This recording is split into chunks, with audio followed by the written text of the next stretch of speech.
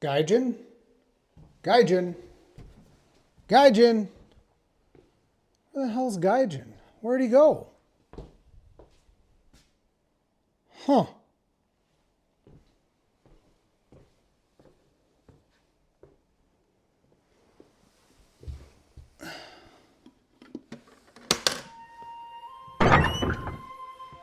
There you are. What have you been doing? What's going on?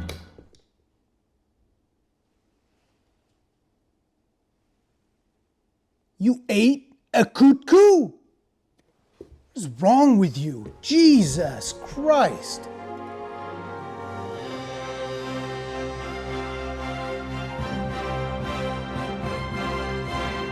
Shields up, Ironbreakers, and welcome back to the Third Fleet Podcast. I'm here with Gaijin Hunter. It's been about 2 weeks and some change, I think, since the game is launched, and we are going to be talking naturally about Monster Hunter Wilds. How you doing, Gaijin? Good, but hang on a second. Did you just say that it's been only 2 weeks? Yeah, 2 weeks and change, I think, because it was like it's the 28th of Seriously? February. Yeah, it's the 28th of February, right, when the game launched. Oh my gosh. And it's now the 17th of March, so it's a little bit over 2 weeks, but yeah, that's... I feel like that. I feel like an addict, and you're like, dude, that's your 18th cup of coffee, and I go, oh, wait, it is? And I'm looking at this. Wow, it's been a very condensed, heavy 2 weeks then that I've been playing. I mean, my gosh. The thing is, we have had access a little bit earlier than that, so for us, it was a little bit more than 2 weeks. But yeah, since the game launched, it's been about 2 weeks. And Woo! I actually told people that we did record another podcast, but it was just like there was so much stuff. It's a secret podcast. We never released it because there was so much stuff happening and we were kind of rushed and neither of us really liked that podcast. So we ended up not releasing it. We just said, hey, let's let you play with Yuna. Let me do my second playthrough. And then we'll go through and we'll do like a proper one with more in-depth discussion about all the things we experienced in the game. Yeah, but I think it's in. You know what? I'll wear that with a badge of honor. The fact that we can record a 2.5 hour podcast and then at the end of it look at it and go, you know what? I wouldn't listen to that. Yeah, exactly. It's like I thought. Our thoughts were still cooking. We need to cook in the oven a little bit more. And that was also. And I had. Go ahead. I shouldn't have deleted the file. I had some like killer ideas in that one. I remember I was spitting out some like we did gameplay tweaks, but I completely forgot what they were. we did had some yeah. pretty cool feedback. But the overall vibe of the podcast is just wasn't we there. weren't. And I think a big part of it was also because I was in that pressure state of like, I want to get like at least a beginner's guide out, and I want to get my Gunlance guide out, and I want to get like a settings guide out. And I was just like, I got to pump out all these things, and then in the middle of that, let's do a podcast real quick. And then you were also getting rushed because like, I gotta go feed Yuna, and it was just like a bit of a messy episode. It's like you're talking, but you know that your mind is somewhere else, and it's just like, that's not gonna work. So we took one for you guys, and we just had a very fun conversation. Yeah, and you guys will never hear it, and you'll never hear the raunchy jokes that were cracked and all the other secret stuff we talked about. Ooh, I'm sure I made some. I'm sure you jokes. did. Yeah, of course. But things are chill now. Things are good. We are finally in the 6th generation of Monster Hunter, and I figured we'd start by talking about our playthroughs, because we've done 2 of them. My very first playthrough was kind of like, not exactly beeline, but it was almost beeline, because I tried avoiding a lot of the side stuff so that I could do it on stream for the very first time. And what was your first playthrough like? Well, what were you trying to do? Because you also wanted to play with Yuna, so you didn't want it to go too hard.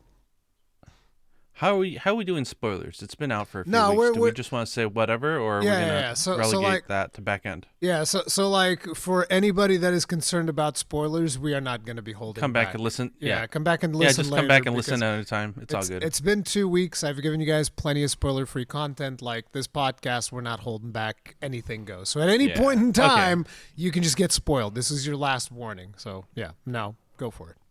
Yeah. Don't say we didn't guard you. Okay, Yeah, so the first playthrough was cool. I did the same thing as you. I pretty much beelined it. Um, I mean, the game, you have to go out of your way not to beeline the game because the game does everything to try to make you go down the Yeah. MSQ. And you're like, oh, I'm going to go out and explore. They're like, no, we've got something else. You We've ready? got I'm we've like, got some wait, on rails. they're not going to let me explore the area until I'm in high rank. Okay, I see how it is, unless you go into a quest. So, Yeah. but you know what? I enjoyed it greatly. I had a really good time because I was really surprised at the pacing of how fast they unlocked all the new. I mean, you only do like 2 quests and they're already like, let's go to the next area. I'm like, Yeah. wait, what? I The think hell that you're going back and forth, and I enjoyed it, but I purposely did not want to grind because I knew I was gonna play with Yuna, so I was like, nope, I'm gonna see it for what it is, and then I touched it a few more times. I'm like, nope, gotta stop, gotta stop, gotta stop. yeah, And I I stopped I myself. did about 55 hours so that I could actually do a little bit of the end game before my review and all of that stuff, but I strictly only played Gunlance, nothing else. But yeah, Yeah. that first playthrough, the I think the interesting thing was very much like you. I was super surprised at how fast you end up in the oil well basin, right? Because you're just going through, you're just chilling, and then it's like, okay, now we're in the forest. And I was like, that was fast. Usually we have to hunt like a bunch of monsters before we actually go to the next area. They're like, there's like 2 hunts. We're in the forest, and now we're gonna go back to the Windward Plains, and now we're going to the oil well basin. It's like, bro, we're going so fast. It's crazy. So that was interesting pace that we were going through. But so I did that.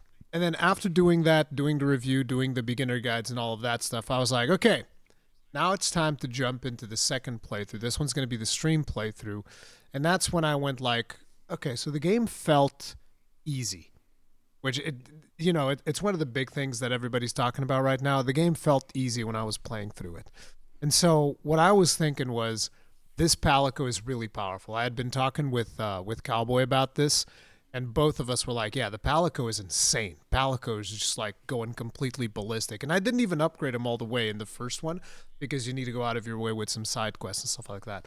So for my stream, I'm like, okay, so what we're gonna do is no Palico, no Sacred Recovery, um, no upgrading your armor with armor spheres at all. I still haven't at this point. I'm like 200 hours and still haven't upgraded armor at all with armor spheres.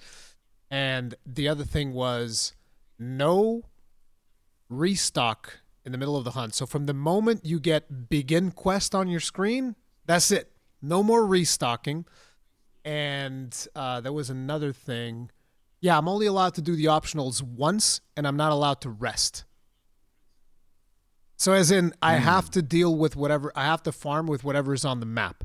And I get to do the optionals once in order to just tick them off the list. So that was like the whole thing. And it's like, I have to do these rules until I kill the hardest of the hardest monsters, which I think at this point in the game is probably going to be 5-star tempered Jindahad. 5-star tempered, not 5 stars. It's, what are they calling it? Strength? Strength, yeah. Okay, so 5 strength Jindahad, 5 strength Arkveld, and the most powerful of all, Tempered Dark Veldin. 5 strength tempered Gormagal. Chanta Capra? No. Dude, 5 strength. I don't understand how they do like 8 stars for Arkveld and then 7 stars for Gormagal. And I'm like, no. Y'all got that wrong. It's like, it's more like 7 stars for Arkveld and 10 stars for Gormagala, bro. Like, no. There's something wrong in the rating system. They got his fight right, yeah. No, but these like that, the star rating says, I just did a video yesterday, I think it was, on the 5 strength quest and how much more fun it is when you embrace those. But like the star system is kind of like outdated. It's just like, that's just for HR progression, right? To let you know, like, okay, well, now you can unlock new monsters. And they don't do a really good job of explaining the actual differences between the strengths. Not just like the more HP, but like the attack speeds, the patterns in which they use harder attacks, the harder they hit. They're more aggressive and they use more complex attacks. I definitely felt that because At some point, there was like a 3-strength Uthduna, whatever it was, and I just go in there and body Yeah. him repeatedly. There's literally nothing that he can do. And I was like, oh, I need an Uthduna gem for whatever something that I was working on. So suddenly a five strength one shows up in the map, and I was like, oh, I'm just gonna go do this. And it was like one right after the other, and I was like, whoa, whoa, whoa, whoa, whoa, whoa, whoa, what? Carded. I was like, wait, what the hell just happened? It was like I completely bodied you like not even 2 minutes ago. Like, what is this? What's this attitude we're getting now? So that was when I really started realizing, okay, so this is not a joke when you actually get them on 5 strength. Now, if you're still using, I have a naming convention though. I'm going to propose. Okay. Because 5 strength, 5 levels, 5. It's like really hard to say, right? I was thinking, why don't we use like Savage, right? We got like an N5 monster, N3, N4. Those are the normal ones, and then the tempered monsters will be like a T3, T4, and T5. So a T5 Arkfeld would be a tempered 5 strength Arkfeld. Okay. Yeah, sure. I think it works. Yeah. But yeah, they're fun. Yeah, the level it's 5 hilarious that the ones. game doesn't like. If you want materials or rare materials, you can just fight the normal ones. If you want decorations and relic parts, which of course you want, you can do the tempered ones. And there really isn't much of an incentive. The game doesn't tell you like, here's a tempered, like a 3-1 versus a 5. Like the rewards are not that different. So it's you have to incentivize yourself to say, you know what, I'm going to hunt and take down the T5s. Like I want those. And it's more of it's a rewarding thing from a gameplay perspective, I think. It'd be nice if they would have like given you like one extra ticket, like the Hunter Mark III or whatever. Oh, that would have been cool. That would have been very useful because you need so many. You need a ton of like those Hunter Marks near the end. But yeah, the second playthrough that I did with the limitations that I did, that one felt so much better. And it was funny because I start the stream and first thing get carded by a Chemitrice. That was my first card. I think I saw that. I was like, wait, what? I was not expecting it to be because I think the thing is I play too recklessly. I always have because I think that's really fun. Yeah, why not? It's the whole idea of Roman, Gunlance, let's go, right? Yeah. And so I'm playing recklessly against this Chemitrice, and I'm like, oh, I can totally nail that parry. I didn't totally nail that parry. Yeah. And there was no Palico there to kind of like, oh yeah, I got a heal for you. Don't worry about it. It's like, oh no, she keeps coming. And yeah, the Chemitrice got me. But that was like the only cart that I had throughout a very long time until I got like to some point in high rank or whatever it was. But it was funny that the second that the Palico wasn't there, I was like, okay, this is a little bit of a different game now all of a sudden. Because I think that a lot of people really underestimate just how powerful the Palico is. Yeah, but I can't see. I mean, you're streaming, so it's funner that way. But I mean, I could never see myself shelving the Palico because I love the dialogue and the interactions. To me, that's like half the beauty of the game. I really, really enjoy it. So I was kind of happy. If I couldn't hear my Palico, I was kind of happy that at the very least, if you're out in the world and you have your benched Palico, he's still there right until the begin quest moment. The Palico is still there with you, so I was like, oh, okay, that's cool. At least the Palico hangs out, and then he just pops off after. Yeah. Wait, did you name your did you name your Gaijin Hunter, your cat for this? And you bench me for every hunt. I did. Really? I did. I'm so really. I'm so you sorry. bastard. You're too powerful. You're just too powerful. Too much prowler. You can't hold it back. Right? Yeah, exactly. It's just like you couldn't. There was no challenge if you were in the hunt because you would just destroy everything, and there was nothing left for me to do. So I was like, come on, I have to be the main character. But yeah, I thought that was a way more rewarding playthrough. And I cannot emphasize how much I loved not doing restocking. It's insane. It feels so much cooler when you actually have limited items. Like it brought me back the the joy of the olden days. And I know that a lot of people are going to be, oh, boomer, Rurikhan. Blah, blah, blah. But yes, exactly. I liked it that way. I liked it when you're because there were a lot of times that because I was distracted and because everything is so seamless, I jump into a quest and it's like, oh, crap. I have 3 potions. I have literally 3 potions. Or I haven't eaten. and so it'd be like I'd fight and the monster would run away and I was like, okay, guys, let me just real quick go grab some honey. And I genuinely believe that a lot of people, they would enjoy the game better that way. But because they know the way that the game is now, which is just go to your tent and just restock, blah, blah, blah, almost nobody plays like that. But playing that way, I genuinely believe is way more fun. It is way more fun playing it like that than just having the convenience of restocking all the time. Yeah.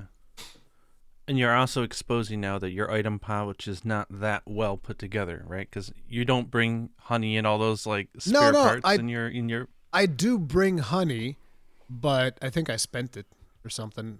I don't know. It's just forgetting to restock and stuff? Yeah, it's just the problem with the thing of honey is that I brought honey, but I used it on the previous quest. So like because I would start a quest and be like, oh, I actually brought no potions this time around, no mega potions, but I will have like regular potions and honey still. So I'll be like, oh, I'll just craft during this one. It's fine, like 10 mega potions more than enough. So I just be doing it, and then suddenly I go into the next one. It's like, oh, there's 3 mega potions, no honey, nothing. And then I'm like picking up stuff off of the sacred pouch. Hey, you know what they say, give right? You the extra when ones. You pick up the honey and you make your own mega potion, it tastes that much better. It tastes better when you make your own mega potions. Absolutely. Exactly. Yeah. You make sure you get every little bit of that out and drink it all up. Don't waste it. Don't waste the mega potions. But yeah, that playthrough I thought was awesome. And when I finally got to the T5s, that's when particularly Gore Magala just bodied me repeatedly. I was like, okay, this is no joke. And I actually didn't kill Tempered Gore Magala in the first playthrough because I was like, okay, I see where this is going. I don't have to kill Tempered Gore. I'll do that one first time on stream. And it's like, it's that one move that he does with the wing where he puts the wing in the ground. And there's such a massive delay to that. He caught me with that every single time because I'd be super good. I'm like, I can parry that. I can parry that. I got slapped in the face. I didn't parry that. Forgot, and you thought you were Sword and Shield for a second there. And sorry, you don't have the superior shield in this game. You're just a Lance Gun Lancer. No, you're wrong. I'm sorry, you're wrong. No, Sword and Shield. Sword and Shield is the best shield in the game. You can't tell me otherwise. Sure, whatever. But like, you know that with the gun lance, I can basically be blocking and then just time a reload to get the parry. With Sword and Shield, you're attacking the entire window. 100% is all perfect guards. What do you just mean? need to press a button if you're about to get hit. So it has a guard slash, right? Yeah. The thing is, it's so fast that if you hit it, he just keeps attacking. The entire time is considered a perfect guard. You'll never not get a perfect guard. Wait, what? It's broken as hell. So you just guard slash and always get perfect guard? You just spam if you're about slash? to get hit, just hit circle twice and boom, you're good. Oh my god. And you're doing damage the entire time. I would not be surprised if they don't patch that out. And even if they do, it's still crazy good. Like it's that's ridiculous. Interesting. But yeah, the wing attack that he does caught me quite a few times. And then there was the thing that with a tier 5 Gore Magala, I had to fundamentally change my whole playstyle because you know the Gunlance combo. Everybody says nowadays like, oh, Gunlance so easy, just mash triangle circle win. Because if you mash triangle circle, it goes into the full blast combo. The thing is, you don't have enough of an opening to do a full blast on Gore Magala unless he's laying in the ground. Like, the openings are just not there. And so what I ended up doing was just shelling. You just go up to him and just go like bang, bang, bang, bang, bang, bang, nonstop bang, bang, and until eventually he falls on the ground. Make a video and just make a video where it says gun lands and just cross out the lands. It's just a gun. It's just a gun. Wide shelling. I mean, wide shelling is the best this time around, which is hilarious because usually they don't really do much with wide shelling, but this time they're like, you know what? We're going to make this one gunland so strong that wide shelling is better than normal shelling, even in burst fire situations. Oh, wow. And we're just like, wait, what? This was funny because I was talking with Cowboy about this, and both of us just assumed, yeah, I mean, so the Chemitrese Gunlance, that's one's going to be the best one for the full blast combo, or maybe some long can like compete with it because it's got better worm stake cannons or something. So we're both in this idea. And then suddenly, right before the game comes out, I'm like, I'm finally testing out the Gunlance, and I message Cowboy, listen, I got some bad news, bro. It's like, listen, this Guardian Arkveld Gunlance is beating out normal shelling. And Cowboy's like, no way. And I was like, yup. So we get on a call. We're both testing it, and he's got more stuff crafted than me. So I'm like, hey, listen, get this one wide Gunlance, which was Jin Dahad, because it's weaker in terms of raw damage, because shelling now scales with raw damage. And I'm just like, get the Jin Dahad one, and then test that against the Chemitrese, which is the most powerful normal shelling gunlance in the game. And we tested it, and Jin Dahad comes out on top, and we're like, oh no. Because Jin Dahad's like 210 raw to the Chemitrese's 220. And so we're just like, this is bad. Because then on top of it, Guardian Arkveld's like 240 raw. We're just like, this is crazy.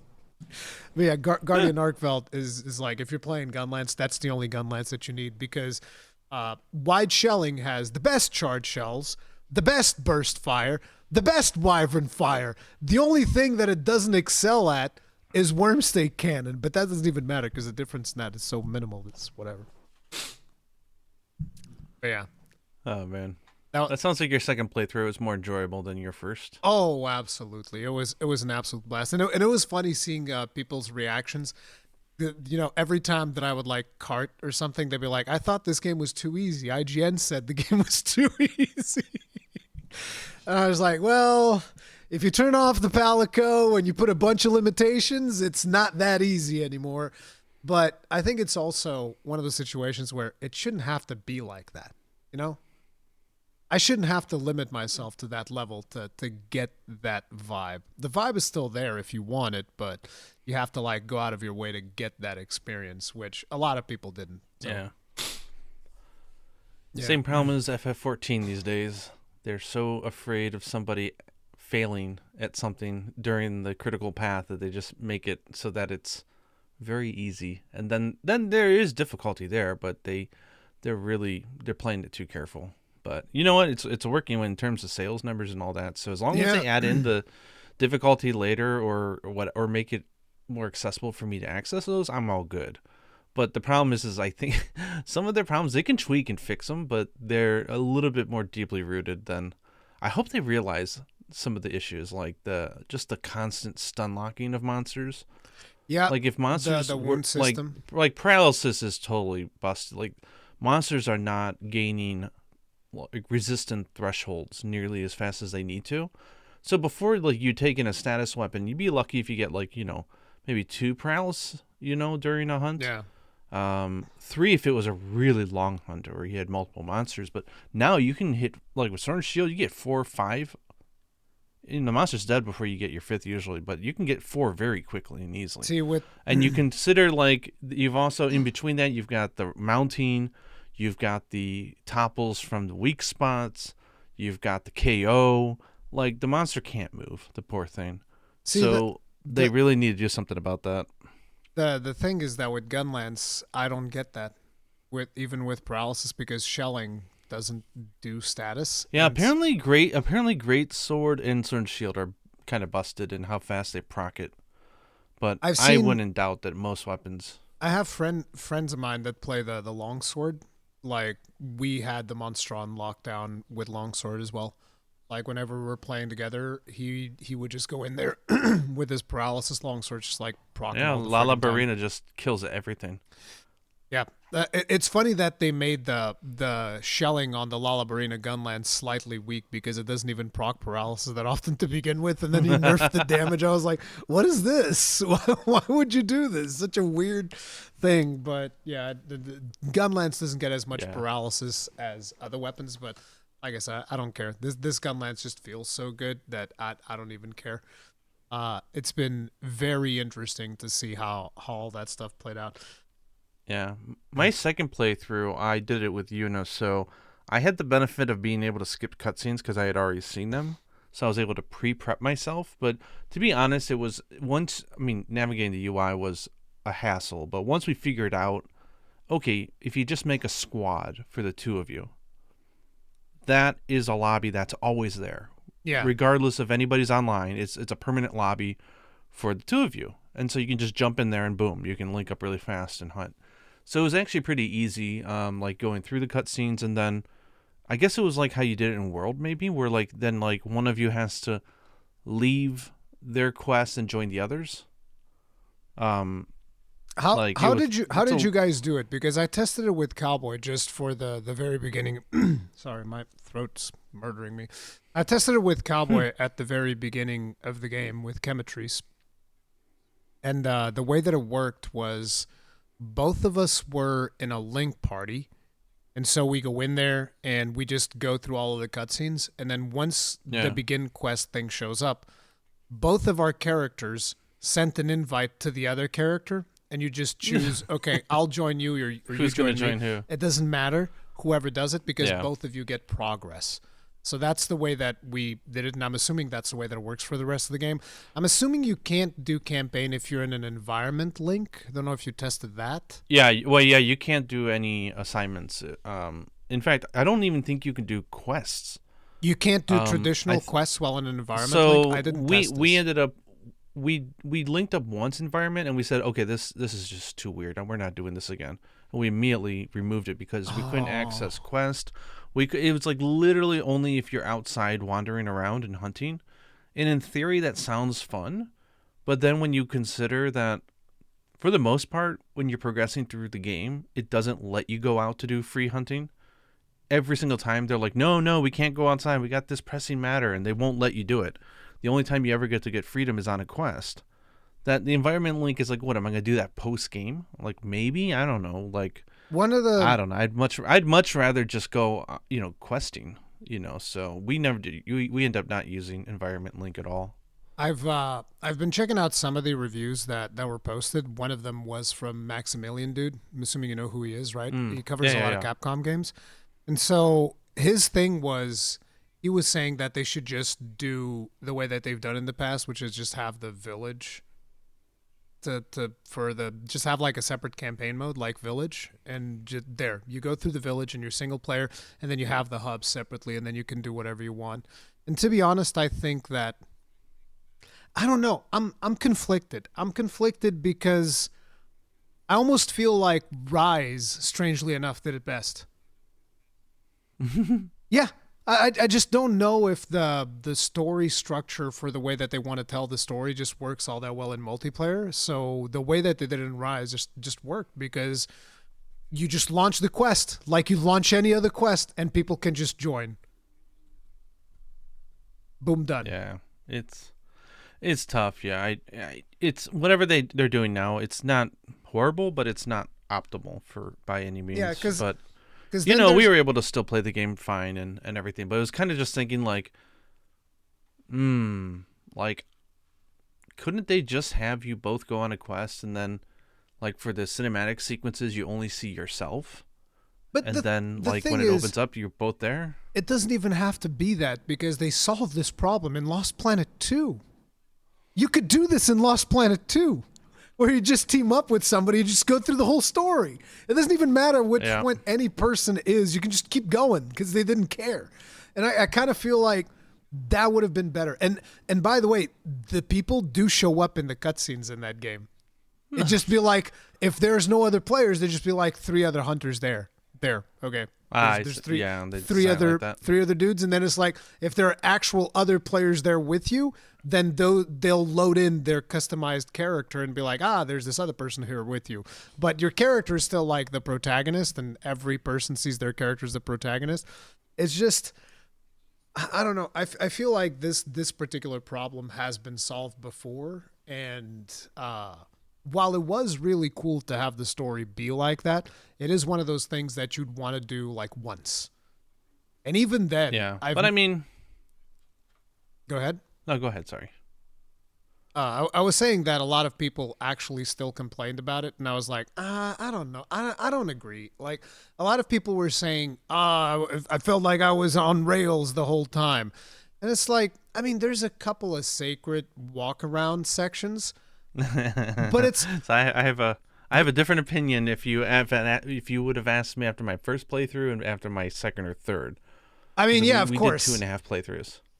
No, because and then I really saw. Oh God, we're on an amusement park ride the entire time. Which this They is won't what let me go. this is one of the things that I've said. I think that for a first playthrough, I think it's fine. I don't think it's a problem. Yeah, it works. For a Nice. second playthrough, that's when you start having Yeah. problems. But obviously, the story thing is designed for your first playthrough. And the first time Oh that I yeah, went, because you're constantly looking around and you're Yeah. grabbing stuff, you're taking it in. It works. what I'm saying is, a lot of people were complaining about the first time that they did it. And what I've come to realize is that there's just a big portion of the community is like they just want to hunt, and I don't think that's a bad Yeah, that's thing. what, They just want to hunt. that's what I say. Like, I don't think there's even one spot in the opening desert that they'll let you just go outside of a story quest. I don't think they ever let you go outside unless you go in and you do some optional quest. No, they You're do. not allowed to leave. They No, do. I've tried, and every time they're like, "No, we've got more pressing matters. Are you ready to go? You ready to go?" And they would not let me go out. I did it in Like the preview. all the way until we get.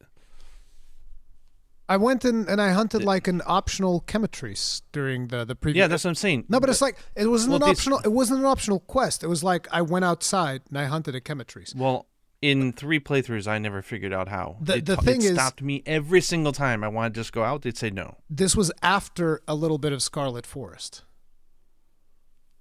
So I don't know but yeah, it was between. Yeah, and then the Scarlet Forest, when you get there and you want to go out, they'll be like, "No, you can't go out there." Then you get to the oil basin, you try to go. No, you can't go out there. No. yet. It's See, like, that I know. You Bro. definitely can do it before you get to the oil well basin. 100%. You can go. yeah, out yeah, no. and What I mean explore. is like they'll show you a new area, but then they'll just lock it until the next time you come back, No, and you can't explore.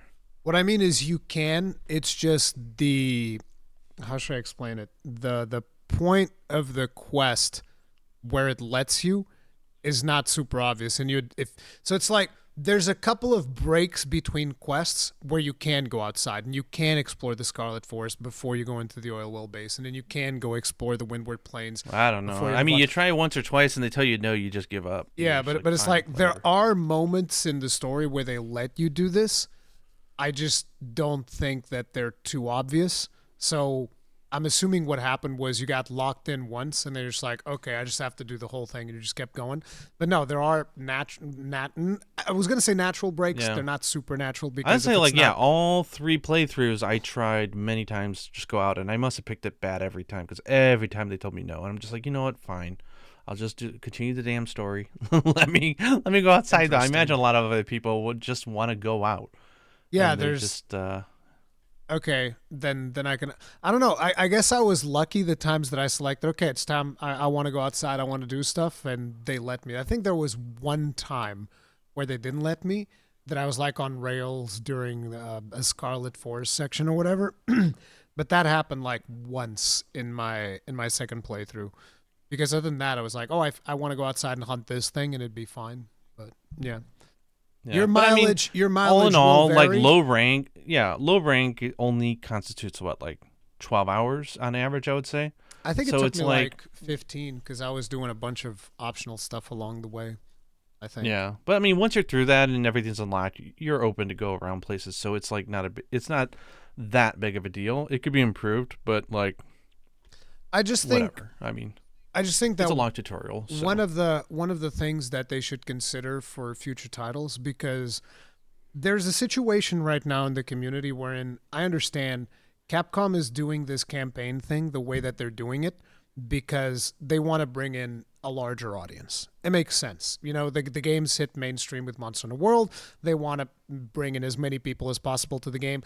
And we as a community should want more and more people to come in because that means bigger budget, better game, blah, blah, blah, blah. Usual stuff. Now, the thing is, bringing in a larger audience also needs to be done in a way that it doesn't necessarily uh not exile. What is the term I'm looking? Alienate. That it doesn't exactly alienate the existing audience. And I feel that a portion of the existing audience is feeling a little bit disenfranchised because, like, hey man, I came here to hunt. I didn't come here for the narrative driven experience. So I feel like particularly those walk along sacred routes, which, like I said, doesn't bother me. Don't care. It's fine. I actually enjoyed them first time I did it. But for a lot of people, they don't. And so it's like, just let people skip that the same way that you let people skip cutscenes. It's not like those things are important. Important Yeah, it was kind in of weird. terms I of noticed that when I was. they're important in terms of the story. I'm saying they're not important in terms of Yeah, like, yeah. oh, you're going to be missing out on an item or you're going to be missing out on a hunt if you don't watch this Yeah. walk along scene. It's like, look, some people they're just not going to care about the story, and it doesn't matter how many bells and whistles you put on there. They're just not going to care. So it's like, just let them skip it. Yeah. That's There's just, a little inconsistent because when I was playing my second playthrough, I tried to skip everything so I could just be ahead and waiting for the pop up so I could join the quest. And I noticed that there was definitely an inconsistency with what is skippable and what is not. And yeah, they could do a much better job at it's allowing you to skip the more than they let you know. the dialogue scenes, which are in-engine dialogue scenes rather than the cinematic cutscenes. Those are not Yeah, skippable. you just have to jam. So you have to Yeah, you got to just mash. jam. Yeah. But I'm talking about even the sacred on rails. Yeah. You should be able to pause and like say, yeah, I just want to skip this. Yeah, I just want to keep going cuz again, I think it's fine if that's what people want to do and they just want to go I mean, if you're gonna put in skip cutscene, then I mean, it's kind of like a cutscene. exactly. Those things are basically kind of like a cutscene, and I understand that, like, you know, for the developers that actually spent the time crafting those, they're like, oh, they don't want to watch the thing that I did, but few things ever come from forcing people to watch some. Few good things ever come from forcing people to do something that they don't want to do. It's like if people don't want to sit through that, that's fine. Let them skip it. And the thing is, because this will be the most hilarious thing, if people skip through it, because this is what somebody in my chat was saying when we were talking about this on stream. People are like, well, then people are going to skip it, and then they're going to complain that they don't understand the story. And I was like, and that will be hilarious. Hey, even if you watch the cutscenes, you'll still see you quite understand the story. So No. The story was good. I like that. I am a story defender. I like the story of this game. Oh, we'll get into the story. We'll save that for as an aside topic to go through in depth. But no, I was gonna say my second playthrough though, I had a good time with Yuna, and So the 2-player hunts were fun. And what can you guess weapon- what? Can you guess what her favorite monster was? Yuna's favorite monster. Or monsters, like what some of her favorites. They were. I So knew exactly I'm what gonna- they were gonna be. I'm gonna go on a limb and say that she's gonna like Kutku. And let me pick out at least like let's say two more. So I'm gonna go Kutku. And then wait, I need to see the list because my memory is terrible. Son of Wilds monster roster.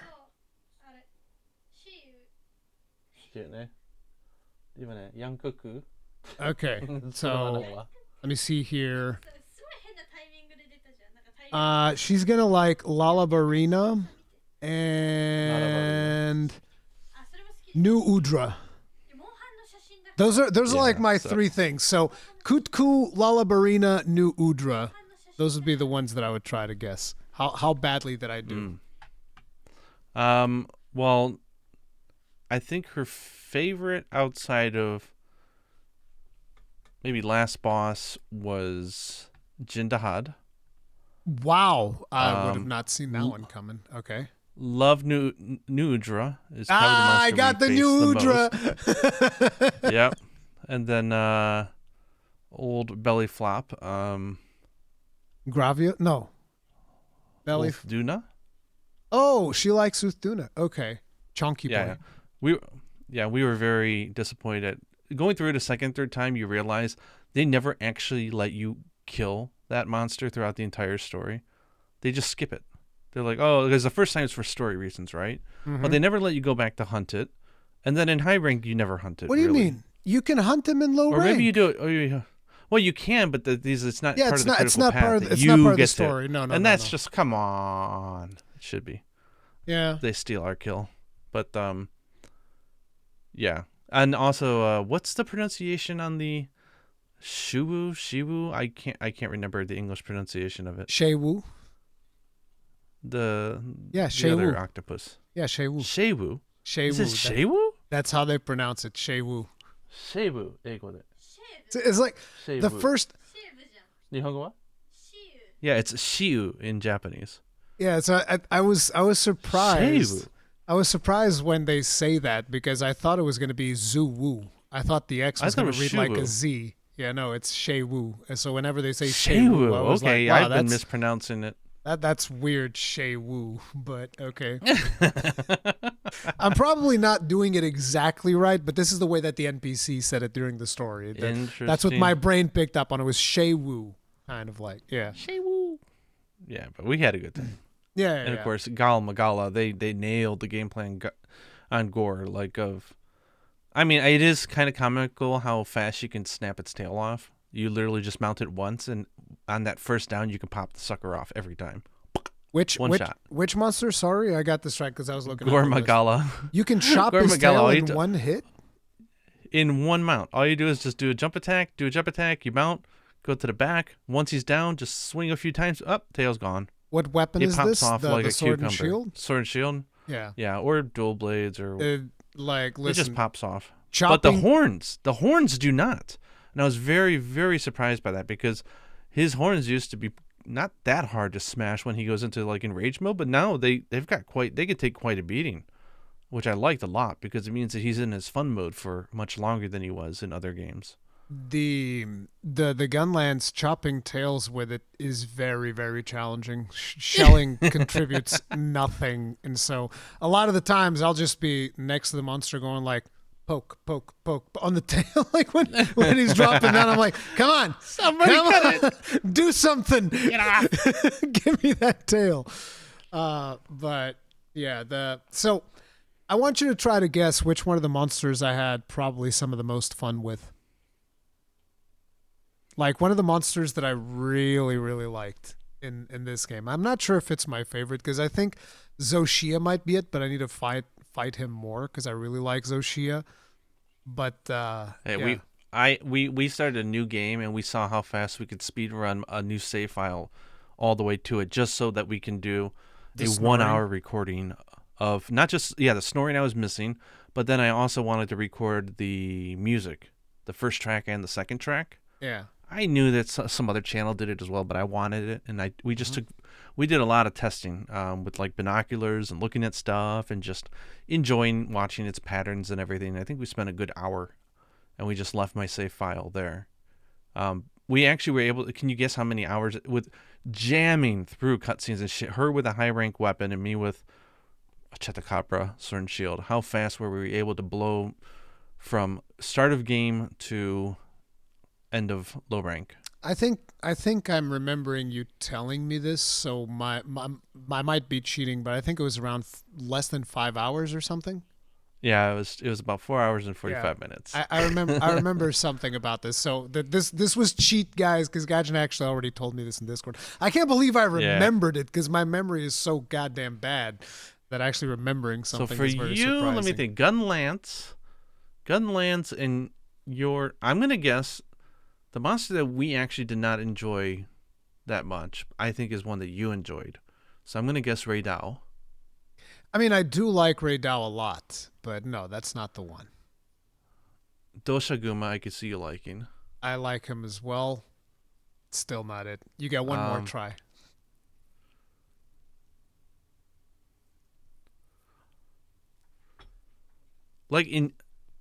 Enjoy fighting? Enjoy fighting, yes. Well, it's definitely not Guardian Rathalos. Why is it not Guardian Rathalos? Because it's always in the goddamn air. It must be annoying for a Gunlancer. I love it! That's the one! Is it? It is! I love how you're going to... It's definitely not Guardian Rathalos. I'm like, why not? It is. Why is it not? I love it. You can tell I don't Gunlance, do I? No, but it's not a good matchup for the Gunlance. It's not. I guess it's okay because this was all from I think one of the hunts that I did. I even sent a clip of this to Cowboy. I think I don't know if I have it here, but like there was a moment where I'm fighting him.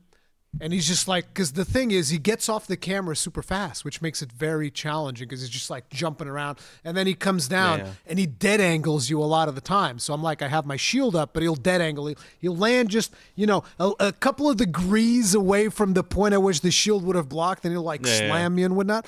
So it makes it very hard for you to constantly see which direction he's coming from.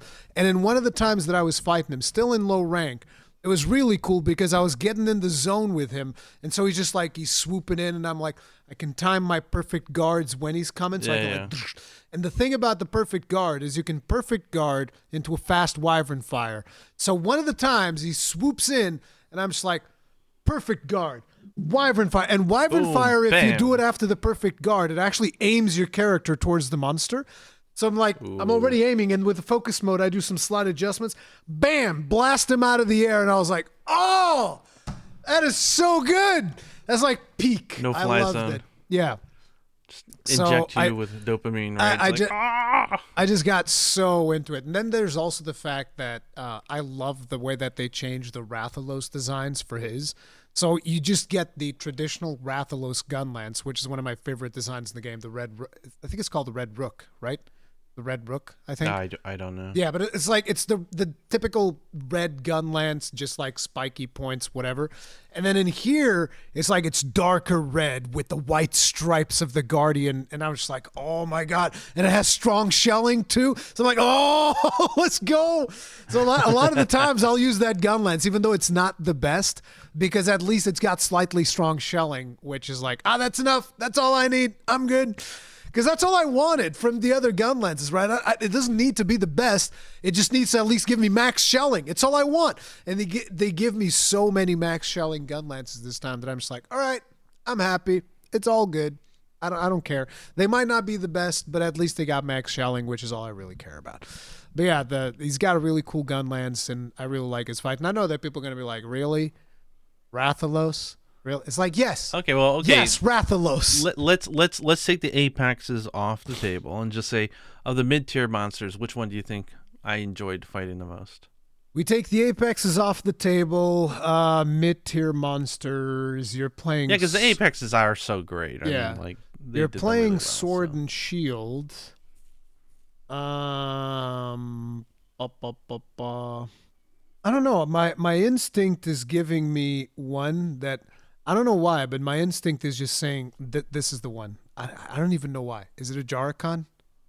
It is. Wow. You're dead on. God. You are dead on. Because the worst part is I'm not kidding. This is straight instinctual because I'm like, I can't think of a reason, but I was looking at the list and my eyes instantly said, Gaijin probably likes a Jarikon, but I can't say why. Why? You know what it probably is you're tapping into is that all my favorite monsters in the series are the hyper-aggressive ones. And the ones that you literally, you slug it out. He does like a triple punch, and you can, with the sword and shield, you can perfect guard every single one and punish them. You can do block, jab, block, jab, block, jab, and it's just back and forth, and he just topples. And you're just like, down with you. And he's just a wild. He is so fun with the sword and shield. Oh my God.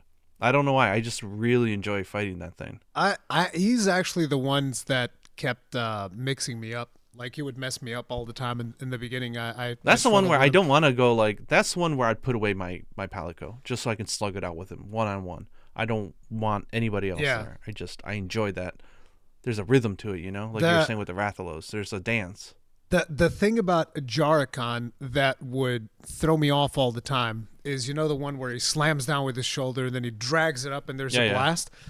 Like there's something about that hitbox that it is so precise that I'm always expecting him to hit me, but he never does. So I'm like, okay, I'll perfect guard the shoulder slam, and it's like, I didn't perfect guard the shoulder slam. Then I'll try to perfect guard the blast, and it's like, nope, never mind. Forget about that. And I love when he goes into Beyblade mode and he goes, yeah. and I just get right up next to him. I'm like, bring it, because I just know the timing really well. I just boom and knock him right on his ass. It's so good. I And his always weapon for Sword and Shield looks so cool. I mean, his The weapons in design is so general, good. look really cool. I'm actually super sad that his gun lance doesn't get slightly strong, because his gun lance would probably be the best low rank gun lance if it just had slightly strong shelling, because it's the only gun lance that comes with load shells. Mm. And I was like, oh my God, having a low shells gun lance. But it's like the fact that it doesn't come with slightly strong, it's like, you're just memeing at that point if you're using that weapon, which is sad. But and it looks Yeah. good too. And I like his armor because he comes with part breaker. I'm a big part breaker enjoyer, so yeah. I actually use you know his what I- armor. No, his armor. That's what I made as well in my second playthrough. Yeah. Going through, because I'm like, I gotta have it, and I like his weapon, the blast, and Yuna does not enjoying him. Like, she just does not like She does the not like small, Monkey fast, Boy. annoying aggro monsters. It just annoys her. So, like, I love it because I like the counter type of gameplay. His tail was annoying as hell to get. It seems like his tail was almost harder than some of the other tails in the game. I remember sometimes, because I'd be farming some specific piece off of him, and I'd be like, chop your tail. The chat would keep saying he would rather die than give you his tail. And I was like, yep, that's definitely what happened. He definitely died before I got the tail. It's just like weird, but okay. The other monster we hunted a lot besides Jin and the tuna and all them is Nudra, because we love the octopuses, but also because we had like this meta gameplay, and I'm really disappointed that a lot of developers in Japan just do not know how to have fun with achievements. But it's like you can cut off every single limb of Nudra, and there's no achievement for it. No funny, quirky anything. Surprised. It's just like, really? It's so fun. We were sitting there fighting it. She was greatsword throughout the campaign. She was really enjoying greatsword, and I did dual blades for my first playthrough, right? And then I was messing around with Sword and Shield, and I went, oh my God, this is too good. And then I started playing, what was it? I'm going to do Sword and Shield as a backup. I'm going to try this as a main. And I tried all these different weapons, and every time it's like, I want to play the damn Sword and Shield. And she's like, just play Sword and Shield, have fun. Yeah, I'm like, know. okay. I said, you know what? I'm going to craft every single one of them. That's what I'm going to do. And so I went full on, and I'm still having a problem getting away from it, because every weapon I try, I'm like, wow, this is 10 times the effort, and it's not nearly as fun. I'm like, I like being 10 times faster than even a tempered Gormagala. Like, I like the ability of a god. It's like, how do I not use this weapon? It's I'm tough. so scared of whenever it comes the time to do the Sword and Shield guide. See, I've because I've had these situations in real life where it's just been hard to find time to do as much content as I want to, because I have family dramas happening and all this other bullshit. But like, because of that, I've realized it's like, look, I'm not gonna have all the guides out as fast as I would like, but I want to have the guides out anyway, because I've seen that a lot of people get value out of the way that I explain stuff, because I really go through and I'm like, okay, here's this little thing that might be useful, and here's this, and here's how you start, and like the gradual progression. Yeah, your charge blade tutorial is more chunkier than Chatacabra. Yeah, I mean, there's a lot of stuff to learn about the charge blade. But I'm just like, I've accepted that that's just going to be something that takes a lot of time, and they're probably not going to get that many views, but it's whatever. Because I want to have not all of them, because I'm not doing the ranged weapons. I don't like ranged weapons. It's not fun for me. So those I'm not doing. I will say really quick though, I'm enjoying light bowgun. Just make the Ray Dow one. That's all you need, and it's rapid pierce. It's fun. Oh, it's is like that the one? From is that Rise. the one that looks like, or is that the heavy bowgun? Because I know that one of the bowguns, the Ray Dow one, I was like, bro, like his this horns. is like the Giga Double. This is the best, one of the best designs. It just looks like an actual yellow rail gun that you just pull out. And I think that's the light bow. I don't know, maybe the heavy bowgun as well, but the light bowgun looks like that. Yeah, it's I remember amazing. one of the bowguns, because I do the thing where, because I didn't look at all the armors while I was playing the first time, every time they would hunt a new monster, I was like, okay, boys, armor and weapon review. And I'd go through and I'd watch every weapon and say, okay, this one's a W, this one's an L, and so on and so forth. And I do remember one of the Raydal bowguns looking, and I was like, that's sexy. That's a sexy looking gun. But yeah, I'm not doing the bowguns, but I'm gonna do Don't all of the fear other Sword ones. and Shield. You'll love it. It's simple. No, the It can do reason everything. the reason I'm scared is because I feel like once I get into that mobility of the You're sword not going to and want to shield, touch another weapon. yeah, I'm very. You're going to be scared. like, you're going to look at your gun lance and you'd be like, I like shelling, but that shield is useless compared to this thing. Oh my no, God. the gunlance shield is not useless. It's really good. Again, it's No, all no, about compared to Sword and Shield. The lance and gun lance are great shields, but the Sword and Shield is just ridiculous. Yeah, but it's just I don't know, dude. Gunlance is in such a good place right now. I don't think anything can replace that. But I've been Makes me going want to through. play lance now because if all the shields are good, then maybe they're all just really fun. I don't know about Lance. I haven't touched Lance yet, but I've been going through and I've been trying out all of the different weapons. And interestingly enough, the Charge Blade is actually one that hasn't clicked with me as much as it has in other games. I don't know, I feel like ever since World Charge Blade, all the stuff that came after it just doesn't click nearly as much. So it's like Iceborne Charge Blade I didn't like as much as Base World Charge. I mean, Base World Charge Blade was just an unga bunga weapon. You're just, you store up those files and bam, SED, bam, SED. And I like that. I'm a simple guy. I like big explosions. So the way that it worked in World was my favorite iteration. Then you get to Rise, they start getting it more complicated. You can only charge your sword or you can charge your axe, and there's this hopper thing that you can do. Then you get the Sunbreak, and there's a couple of more new things. I do like the Rising thing that they did for Sunbreak, where you do something, go into the air, and then unload a file with your fist or whatever it was. That one was really cool too. But you get here, and the fact that you have to charge the files twice makes the weapon feel terrible in the beginning of the game, unless you have load shells. Until you have load shells, I feel like the weapon just feels bad, because once you get load shells, Why do you need to charge your type twice? because the files have 2 levels now. So once you store files once, you can store files again, and they become more powerful. Is it that big of a difference? Yeah, it's I How forget much? the exact percentage. I had 30 or 40% more damage per file, something like that. It's a lot. You want to do that, but then if you get like load shells, then it just you do it once and it does like both, and you're good. If you do it on red, Ooh. yeah. If you get load shells, you do it on red, you instantly get like the equivalent of 2 stores. So Hey now. until you get load shells, I feel like the weapon just doesn't feel particularly good. And then on top of it, it's like the weapon now is more about chainsaw than anything else. So SAD is not, it's good, but it's not what it used to be. It was kind of like the default go-to. And now it's more like, there is a really stylish move that you do after the AED, which is this thing where he kind of like spins the axe around.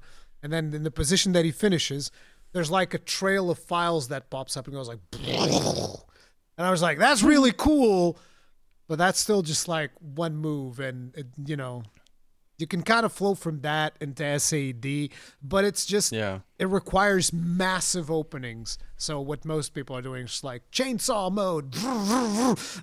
It's just, I was never the biggest fan of Savage Axe. Like, I think Savage Axe is cool to play around with a little bit, but like the whole weapon being about it is kind of weird. And then if you have a standard controller, you're kind of screwed, because it's the same situation as the insect glaive, because you're expected to like press the buttons down so that it does the chainsaw thing, but then you have to turn your camera to keep up with the monster, and people are like, but you can press L1 to like refocus. It's like, yeah, you can do a million different things. It's never going to feel as good as just getting like a pair of paddles on your controller and just hitting the paddles, because yeah, it's annoying. But Yeah, Instant Glaive is another one where I've been playing it and I've made all the consects now, and I can kick butt with it and I'm having fun. It's just that whole new gameplay loop of the charging, the circle, and all that. It just is not clicking for me. You I don't know why. do you have paddles on your controller? I do, but I don't want to mess with my muscle memory. But the thing is like Gaijin, with focus, listen. Listen. Let me finish. With Focus 3, it solves a lot of that. No, The thing is, it's not that. It's just I don't like the gameplay loop of it. no. You need. Feels like Helm Splitter. No, listen. If you have a controller with paddles, here's what you do. On the left paddle, you bind that to the Y button or triangle, depending on what controller you're using. It's not how my brain works. I know, mine neither.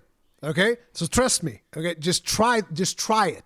Okay, I'm just saying, try it. Try it like once. That's it. But I mean, but the thing is, like, you usually start your combo with the triangle, right? And that's more than enough time to charge up the circle, so it's not an issue, the charging it down. No, It's just the loop I don't like, not the controls. you don't. Well, I don't like the controls, but I can get over the controls. I'm telling you. Okay, listen. You got to try it. Okay, listen. Triangle on the left pad and circle on the right pad, and then it's like just hold down on the right pad while you're doing your triangle thing, and you can still aim the camera while in toggle focus mode. All of that.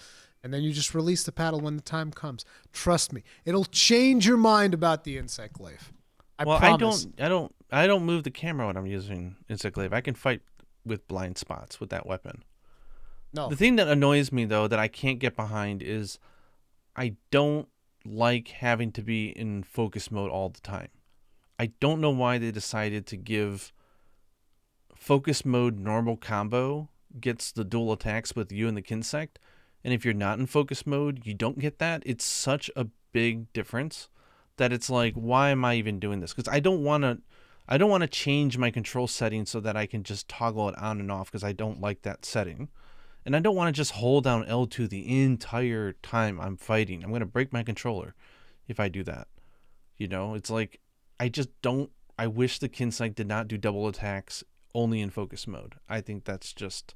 So I'm about to break your brain.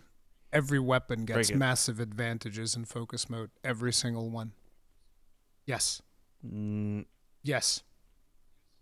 Yes. I mean, if you're talking about repositioning or whatever, like tell me the benefit outside of the like obviously the focus Forward mode momentum. attack itself is insane. Forward momentum. Not all weapons. Yes. But Every these, weapon like, gets I guess more because forward I'm Sword and momentum. Shield, I'm like, why do I care? Because I'm already next to the monster all the time. Anyway, Yeah, sure, but with Sword and Shield, you're not going to care. But like, if you're the Gunlance, Dual Blades, okay, I didn't care. just to give you an idea, Insect Glaive, you don't care. I've tested you. What do you mean Insect Glaive? You don't care? You're always on top of the monster. Like that's another weapon where you're on No, them but like flies on poop. no. Listen, I'm saying for the Insect Glaive, you have the Kinsect advantage, so obviously you care. The Kinsect attacks. It only works in focus mode. Yeah, which I hate. Yeah, I know. I'm saying that's the one weapon that gets the major advantage, damage wise. Like to give you an idea, with the Gunlance, I remember testing this. I don't remember exactly how many things it was, but you know the forward lunge with the Gunlance, right? Where just like moving I mean, that's forward and because the charging. Gunlance is walking in molasses. It needs all the help it can get. Yeah, but Not every weapon is like, it's not a difference for all the weapons. Some just don't care about that. I promise you, like 90% of weapons You will think benefit. light bowgun don't care about it? Okay, what Sword about and Shield don't care about it. Dual Blades don't care about it. Insect Glaive, outside that stupid Kinsect thing, like it doesn't care about the additional, 10 inches of space So let me tell you, get on. let me tell you something else. Because this is something that I'm not sure if they did on purpose or not. But you can no longer turn weapons outside of focus mode as much as you could in previous entries of the game.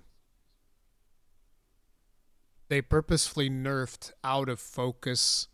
I mean, again, I don't know if it was purposeful or if it was a mistake, but they nerfed out of focus mode.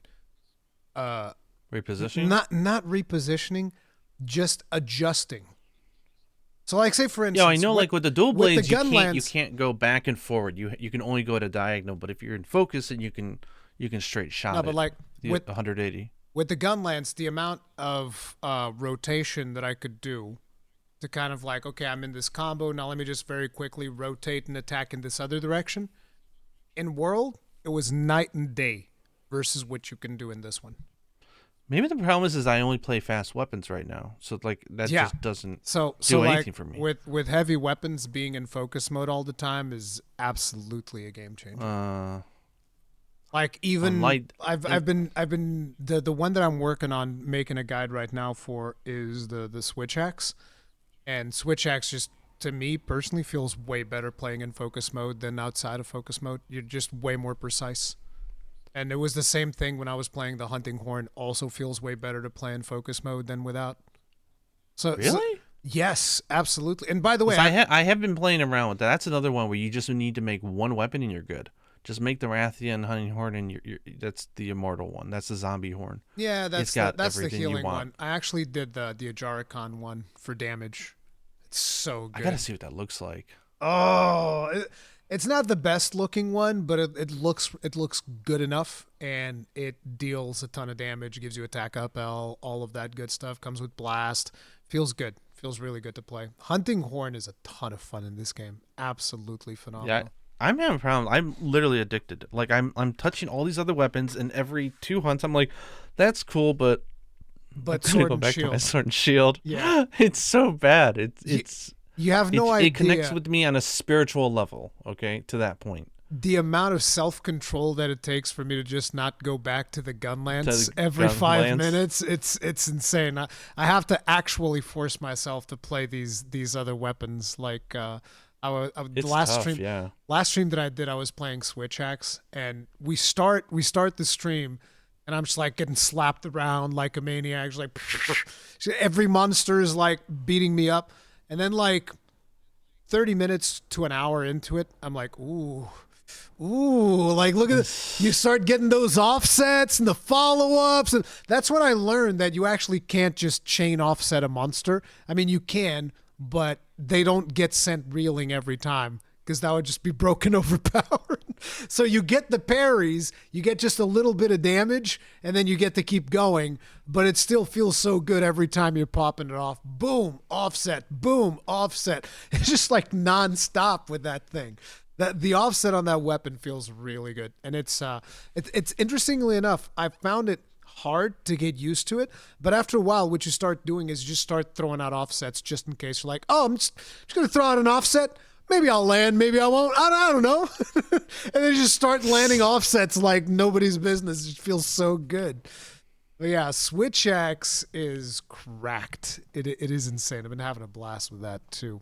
But yeah, I do always want to just go back to the gun lines. Even today, I was getting ready to record the Switch Axe guide. And then I was like, oh, let me just do a quick test on this damage theory that I have for the gun lines. And all of a sudden, it's like 40 minutes have passed, and I'm sitting there full bursting the dummy. Yeah, you're just for having like fun. 40 You're like, what am I minutes. doing?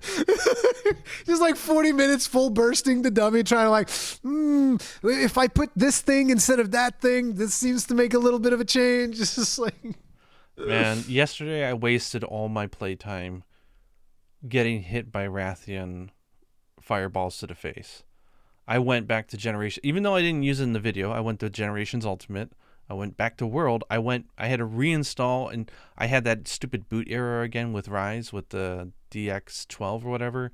That took an hour and a half to fix, but I went back to Rise and got hit by a high rank Rathian, and then I did the normal 1, 2, 3, 4, you're comparing 5. the damage? I would and I compared all the damage. I had to use a set that had the same defense across all the games, get hit in the face with the fireball, and then plot it all out, look at the pixels, guess approximately how much damage it did to me, get it hit a few times, just make sure I didn't get a proc of something weird, and then compare them and say, okay, well, how much stronger is this from that? And I mean, the results are just all that hard work ends up being one slide, in a video.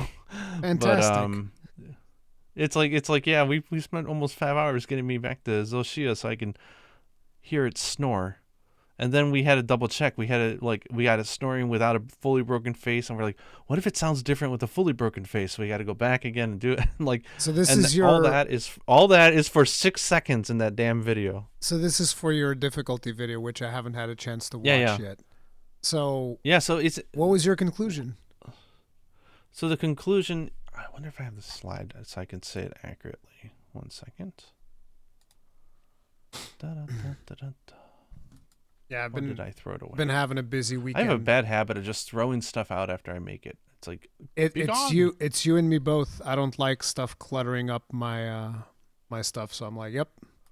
Is it done? Good. It's gone. goes away, disappears Yeah. forever into the ether. Yeah, let me go to YouTube. I wanna test and see how close your gut feeling is on some of these. 'Cause Oh no, I was surprised. my gut I'll be feeling honest. is I going to had be no terrible. idea. I had no idea. So what do you mean gut feeling in terms of which one deals the most damage or something Okay. like that? Well, I mean, obviously the normal tier monsters are not as okay. How do you think a 5 strength rated normal Rathian compares to like a 3 strength tempered? A 5 strength normal versus a 3 strength tempered. I'm guessing they're about even. Yeah. Okay, so you got that right. They're just about dead on even. Okay.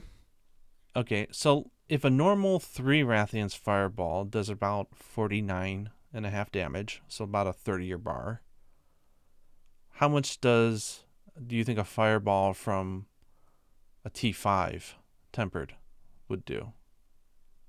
The normal does 49 point. Let's round it Yeah, to so 50. it's So a 30-year normal. bar. Yeah, You 50 said a damage. normal 3 or a normal 5? A normal 5, right? A normal 3. A normal 5 for reference is about 73 damage.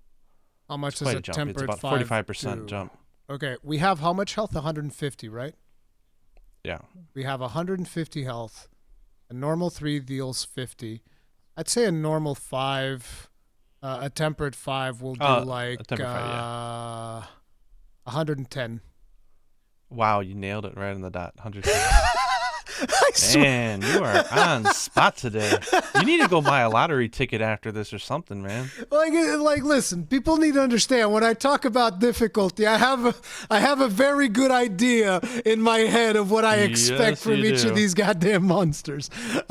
We did not do this pre-podcast. I swear to God. What was interesting though was like I think a lot of us felt that like, I think the monsters hit a little bit harder even in Rise, right? And when you No. look back at it, they actually did. They did? So you look at Rathian, Rathian is a 3 strength that you face during the story in high rank, and so that's a 50 damage fireball to the face. Okay. Where in Rise, that's 67.5. It's like 67. Yeah, it's right in during between a 4 story. and 5 star. But wait, this is a high rank Rise Rathian. Yeah, Okay. and a high, and yeah. So 'Cause high rank Rathian. Because like Village Rathian, if you were to ask me, I'd be like, oh, that's like a 10. That's like maybe Oh, maybe yeah, well, maybe 5 a damage, 5, maybe 5 damage. the pixels could not be compared to see the difference. Yeah, exactly. There's a can't even tell. But I mean, granted, I did use a set with only 160 defense because if I can't see the difference, then I Yeah. can't measure it. But like just the jump from like a tempered 4 to 5 is an additional 20% damage. Like that's a huge jump. yeah, no, And that's a I swear- 25% jump from the previous. But that's one of the things that I've told people whenever we talk about difficulty. It's like we can't talk about difficulty without talking about monster strength. The biggest problem is that Capcom doesn't give you the tools to choose to Yeah. fight the fight. If you Oh remember, my God, I we wish- talked about. Remember how we talked about this in the podcast a while ago before the game came out? I was like, oh man, I wish they would just let me story mode. Let me fight all level 5s. Because they're in the Yes. game. Just let me fight everything at level 5. That's all I care. It's like you don't Not even like the because if I just had the level 5s, then I'd be able to take the Palico and do whatever the hell I wanted usually, fun. and it would just be fine. Because that's the thing. So The 5s. I'm will like, hey, wreck we're gonna you. have a play session this weekend. So all I'm doing now is like I'm resting at camp over and over again and just saving every single one. Like as I'm getting my stock up so that we can have a fun play session this weekend. Because once you go T5, you can't go back. Yeah. Everything. I mean, even T5 doesn't quite. I still don't like it being stun locked, but it's still much more enjoyable. It's quite fun. Absolutely. Which gets my hopes up. Oh my God, I'm going to talk to you like my dream right now is that when they introduce a new tier that it's like a T6, right? And it's going to be a tempered frenzied monster where the frenzied made them really weak. Add that in with either some like wyvern breast milk or whatever you want, and wyvern milk. Sorry, Wyverian That came out breast wrong. milk. Yes. whatever you want, but let's just say it's a new type of monster, right? That's more powerful, is resilient to stuff. Obviously, if it doesn't die from the frenzy, it's resilient. If they only have a few things they need to do. Make them more resilient to statuses, make them more resilient to being tripped. And they've got the difficulty, like the speed and the attack patterns are good. The T5s are fun. I've already said, like, one of the biggest things is the monsters should have more health. What exact percentage it should be, that is debatable. All the monsters across the board in Wilds should have more health. What exactly? Oh, the T5s actually have quite a bit of health. I think it's like triple what a 3-star normal is. So let me explain something, right? And this is something that I feel whenever I talk about difficulty, a lot of people don't understand. Is because there's this idea that some people have of me, maybe because they're like, oh, whenever people talk about Monster Hunter, sometimes Rurikhan gets brought up or whatever. So they have this idea that I'm actually a really good player or something. People that watch my stream know that's not the case. I'm not that good. I'm okay. I'm okay at the game, okay? The way that you need to look at it is like, oh, if Rurikhan can do this, anybody can do it. It literally is that, okay? I'm not that good. And so when I am the one who's like running around getting sub-5s, there's a problem. That's what I'm saying. And people... Yeah, well, I'm and curious, people say, though, whether it's because you're a veteran, it's because you're really good. It's like, no, I'm not that good. And if you watch my streams, you'll see I'm not that good. And so you know what my next video is going to be now. What? Rurikhan sucks? I don't know. No, coming off of this, I don't know. I'm going to be... I want to know statistics if this is an HP problem or if it's a problem of the monster constantly being stun locked. No, but we're dealing too much DPS. But maybe the HP is not an issue. No, but that's the thing that I'm saying. Besides, that's why I said I don't know what the percentage needs to be that they should increase the health. But the other thing, I don't think they can increase it at all. Like if they increase it 100, like think about this. Like, well, hang on. Like if it's stun locked for 5 minutes straight and dies, then it could be stun locked for 10 minutes straight. You're not letting me finish because that's the thing. Okay, I'm sorry. That's the thing. Whatever they increase the health by, they also need to increase their thresholds as well. That's the thing. Yeah. Because here's the thing. There was apparently a nerf from the review version of the game to the release version of the game. Because I definitely remembered, because in the review version, I was running full Flayer from Guardian Arkfeld. So I had like 5 Flayer. And I remember at one point, I just went up to a Guardian Doshaguma, like all roided up. I think it was either strength 4 or 5 or something like that. And I'm fighting this thing, and I'm not exaggerating to you. It did not move. Because Doshaguma has that thing where he has like constant wounds appearing, and then after you break his wounds, he goes rage and the wounds appear again. So I'm just like, the whole hunt, like drill auger mode. He didn't move until he died. Like that was it. He was just in there tripping over himself, falling. More wounds are appearing. He's falling over again. That's why.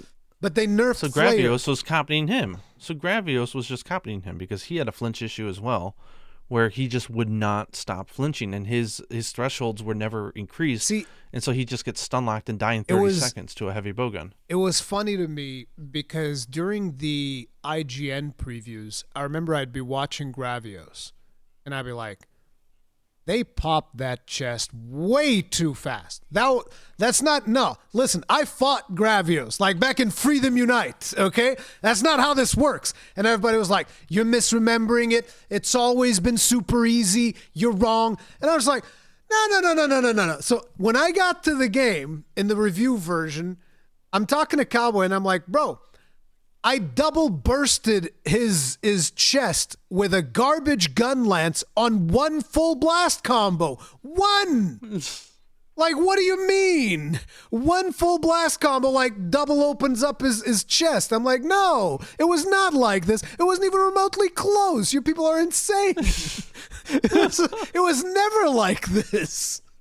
So yeah, there's definitely something going on with thresholds and stuff. Thresholds should definitely be bigger as well. Yeah, I think there's an opportunity though, because like it's not like the monsters are garbage. It's not like the movesets aren't interesting.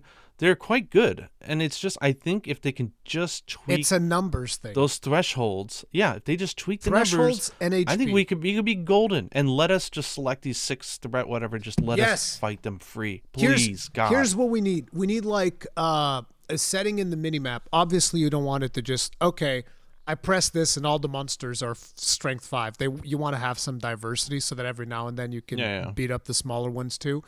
But I think you need to have something that just influences the chances of what shows up. Gives you just just let you tweak the knobs a little bit and be like, okay, so we're going to do a festival with the Wudwuds. And because of that, that's going to like summon up more. It increases the percentage chance of the max level monsters showing up by 70% or something like that. Like something ridiculous, because I do want a lot of high level ones popping up. But that's what you do. It costs a couple of points. You go up to the Wudwuds, you have this big celebration, and then at the end you see like a Rathalos fly over or something, and the Rathalos goes, yes, I will bring you more. And then just like everything or you see a Gormagala fly through or something ridiculous.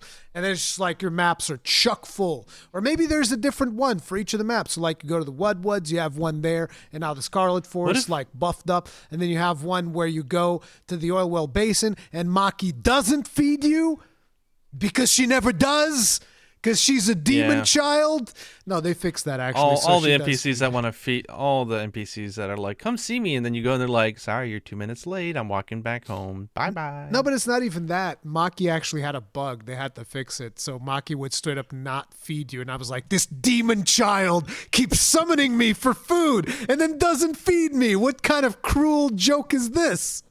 I was gonna say, actually, I was just realized that what we're talking about is basically guiding lands, right? We're looking for a way to increase the level of the threat level. And I'm kind of thinking, like, what if they tied it to, like, once you kill one monster in an area, it attracts more powerful monsters because they feel there's a threat or something. And maybe, have you noticed that already happens? I don't know. That already happens with Rathalos and Rathian if you're hunting them out in the open world. If you hunt a Rathian out in the open world, a Rathalos will 90% of the time show up to defend her.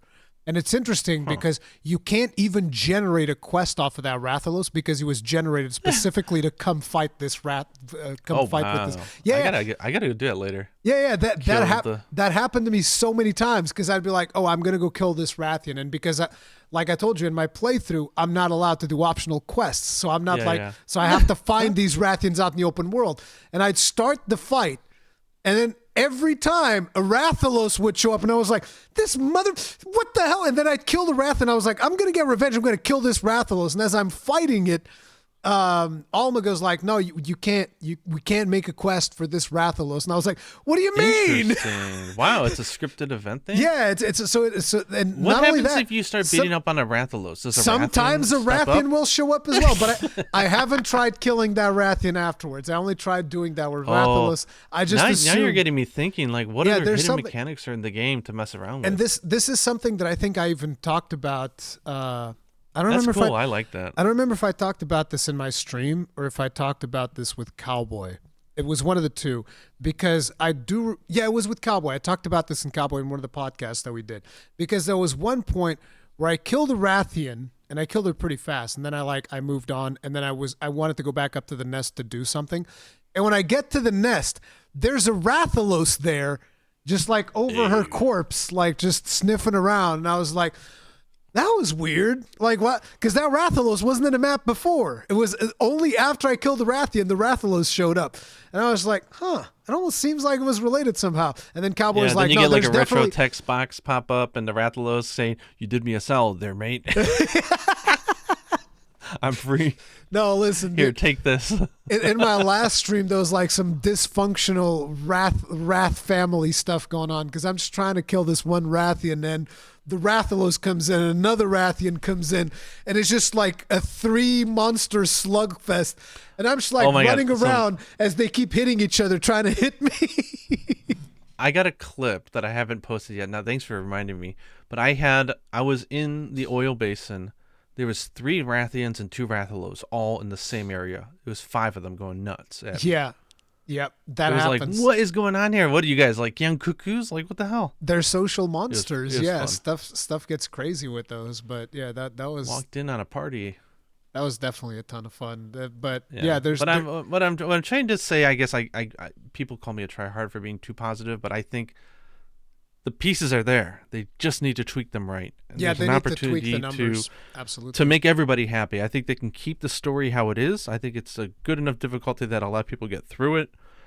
And then for those who get to the end game, there will be that nice little balanced challenge for those who want it. What do I you think it'd think be about what do you think about the system that I was saying? Like you go up to each of the places, you have like the little festival because each of the places has their own thing, right? That they do, and then you have like a festival there with them, and this is something that will cost like points or something.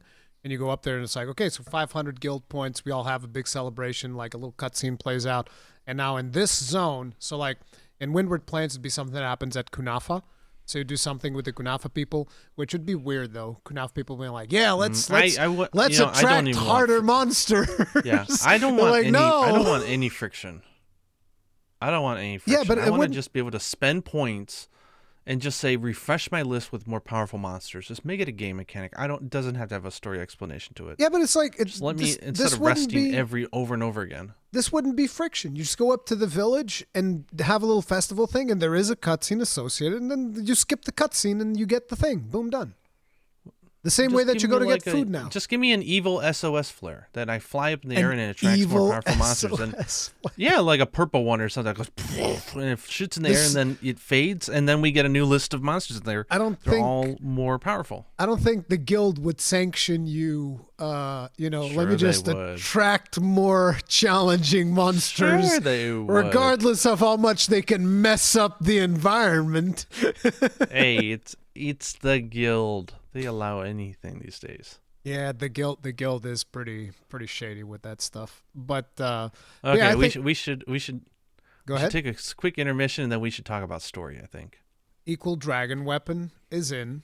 You're wrong and you're mad about it. Come on,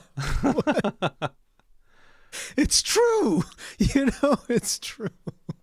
Like, look, I like the story. I thought that overall, you have the premise of you jump in there and you're going to the Forbidden Lands. It's an unexplored area. There's a lot of mystery in there, and you get to find like the plot of what happened to this strange civilization. Which I'm not a big lore buff when it comes to Monster Hunter, but I'm assuming a city called Wyveria would have some pretty big implications to the overall lore of Monster Hunter. And I've always said that them Wyverians were up to no good. And so they actually were. They were running around making like they were playing God with monsters because of some war, which we don't even know exactly what the war is about. I'm assuming some powerful monster came over to try and mess them up, but I don't actually know what the war was that caused them to create the Guardians and Zoshia and all of this stuff. But it's definitely really interesting. I liked it. Am I changing your mind? You're slowly nodding. I'm getting Gaijin to like the story. No? Oh, okay. Well, I mean, it is definitely a Equal Dragon weapon inspired monster for sure. It's the Equal Dragon weapon, Gaijin. Just accept it. We don't know. I mean, the whole idea of like this, like, I rolled my eyes so hard at the story. I'm sorry. When we got to the ice map and I started seeing like these like steel beams and structures that look like modern mankind built them with forklifts and stuff, I'm like, why does ancient civilization have to mean like huge steel concrete buildings? I'm like, just because they had technology doesn't mean that they used like blue collar worker like construction men, to make stuff like. And then you got like they probably used monsters for it. But they're all like living like they're like, oh, we're descendants and we wear pajamas and ha ha ha, and we have all these books that we can't read, so we have no idea what actually happened. But then you look around, you're like, you're going to tell me you're a bunch of farmers, but you've got like Horizon Zero Dawn technology all around you. Even the lamps, like how the hell do those work? You gonna tell me you don't know? It's the milk, man. It's Wilk. There's something in the milk. Wilk. Oh, you see them recharging the lamps with Wilk. I mean, you see it in the beginning that Wilk is used as a form of fuel. Yeah, it's a catch-all. They just say Wilk does everything, and we don't know where it is or where it came from, but we used it to do crazy stuff. We changed the directional flow of the earth with milk. They don't change the directional flow of the earth. Yeah, I'm sure they can make an excuse and say that they did. We avoided asteroids using this stuff. We we stored Zodiac up in the moon because I mean, it would not surprise me. They're just making it a catch-all for everything. Wilk, regardless of its not great naming. What's the name in Japanese? What do they call it in Japanese? It's just as bad. It's called gyunyu. Gyunyu is milk. So this is wyvern, and nyu is like milk or lactase or whatever the hell it is. It's no better. It's just as bad. It's just like What? really. That is the thing. That is. Why couldn't they call it like worm's blood? Wouldn't that be cooler? Worm's blood. Boom, done. See, I fixed it. Yeah, but if they're using blood for everything, it sounds evil. No, they're using the milk of the earth. I love how you're like, if they're using blood for everything, it sounds evil. Oh, you mean the way that they enslaved and created this race of monsters through bioengineering? That was not evil? That is fine because they used wyvern milk for it. It's just so funny. Okay, I'll be honest, there's some parts of the story that I was so just like, okay, whatever. I think this is one thing I want to make clear though. I'm not the biggest fan of the story, like the actual events and the lore of what they talk about, right? That being said, I love the execution of the story.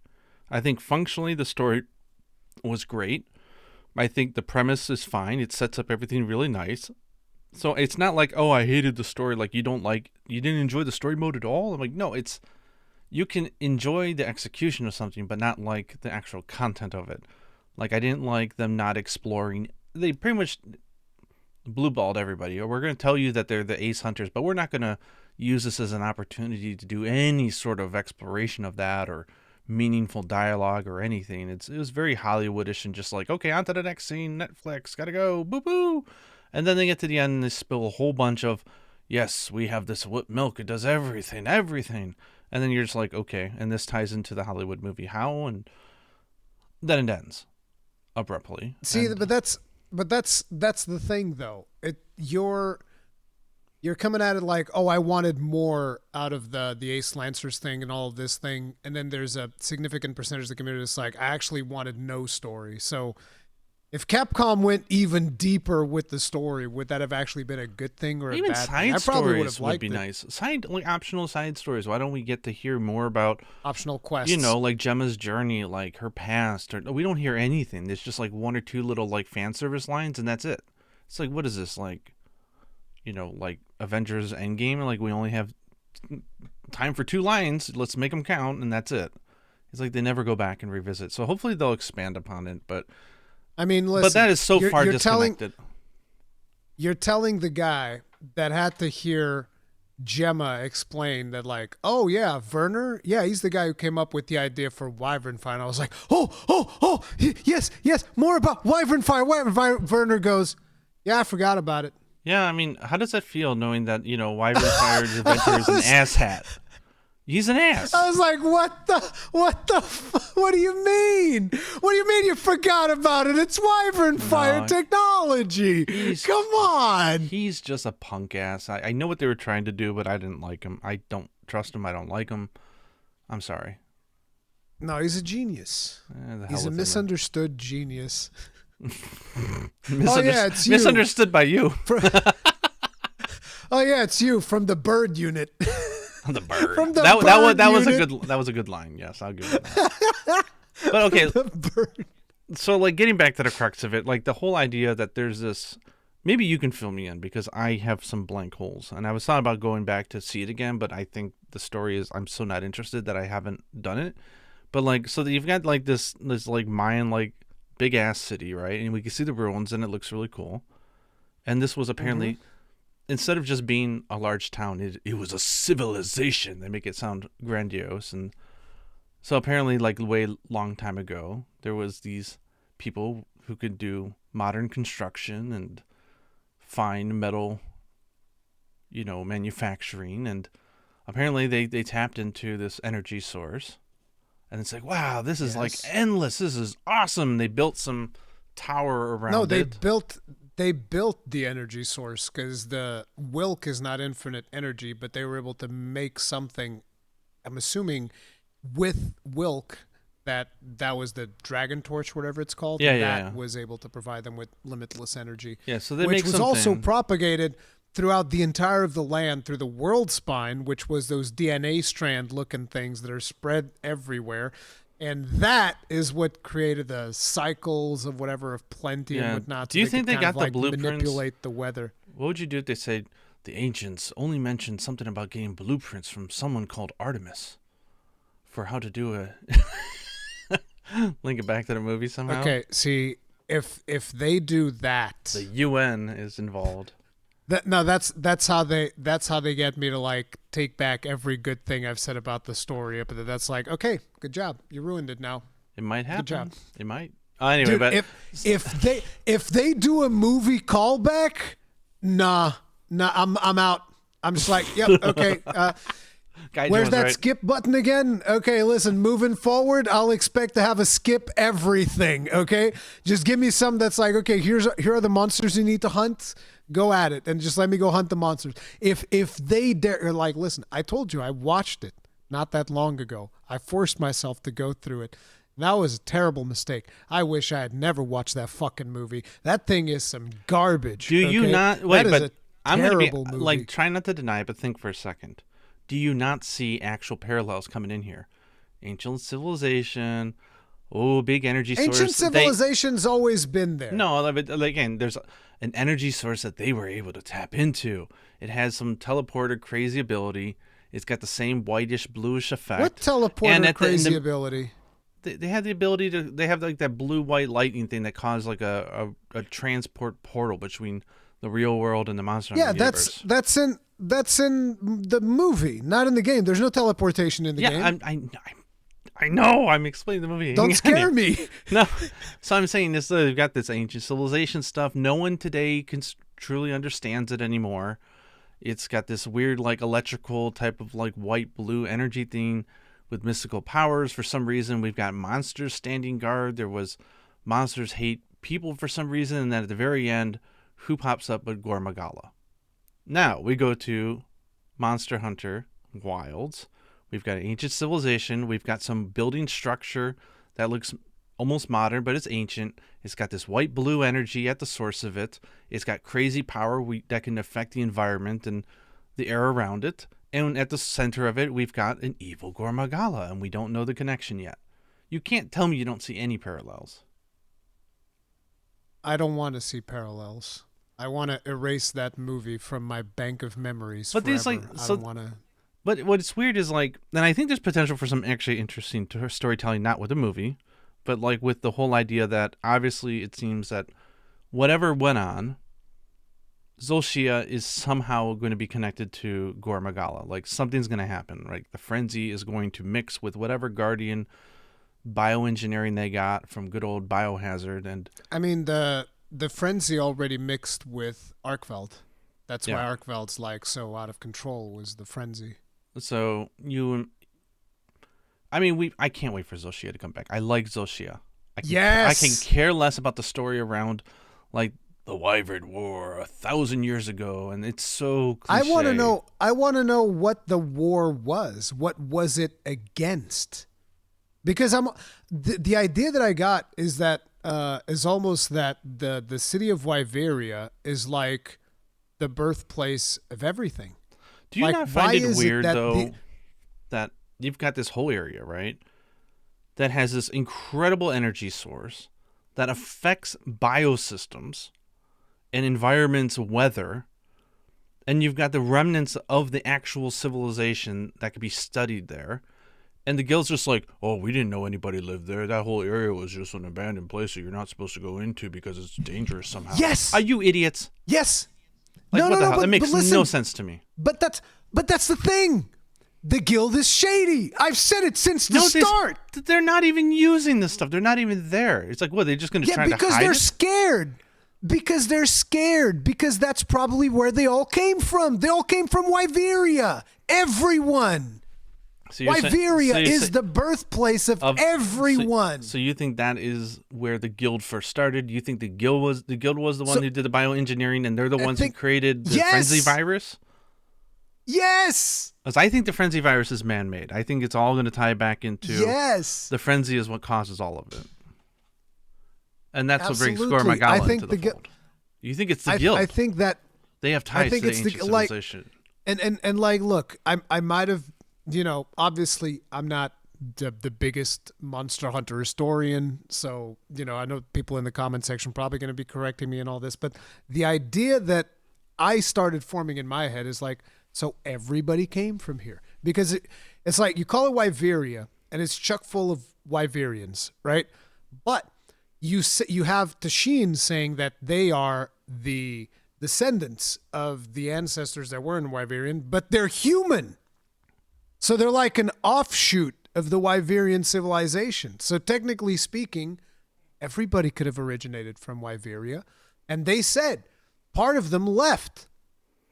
Yeah, they left. And that's why those are the forbidden lands. Because they're like, no, screw that place. They just told people you can't go in there, yellow tape or something? Or like, you tell me no one's noticed, like, there's people running around and collecting food and stuff. It's not barren waste. Like, we can use binoculars to see that there's people here. Yeah, but you have to travel really, really far to get there. Is it that far though? I don't even know where it is. So, I mean, they have to get there by airship.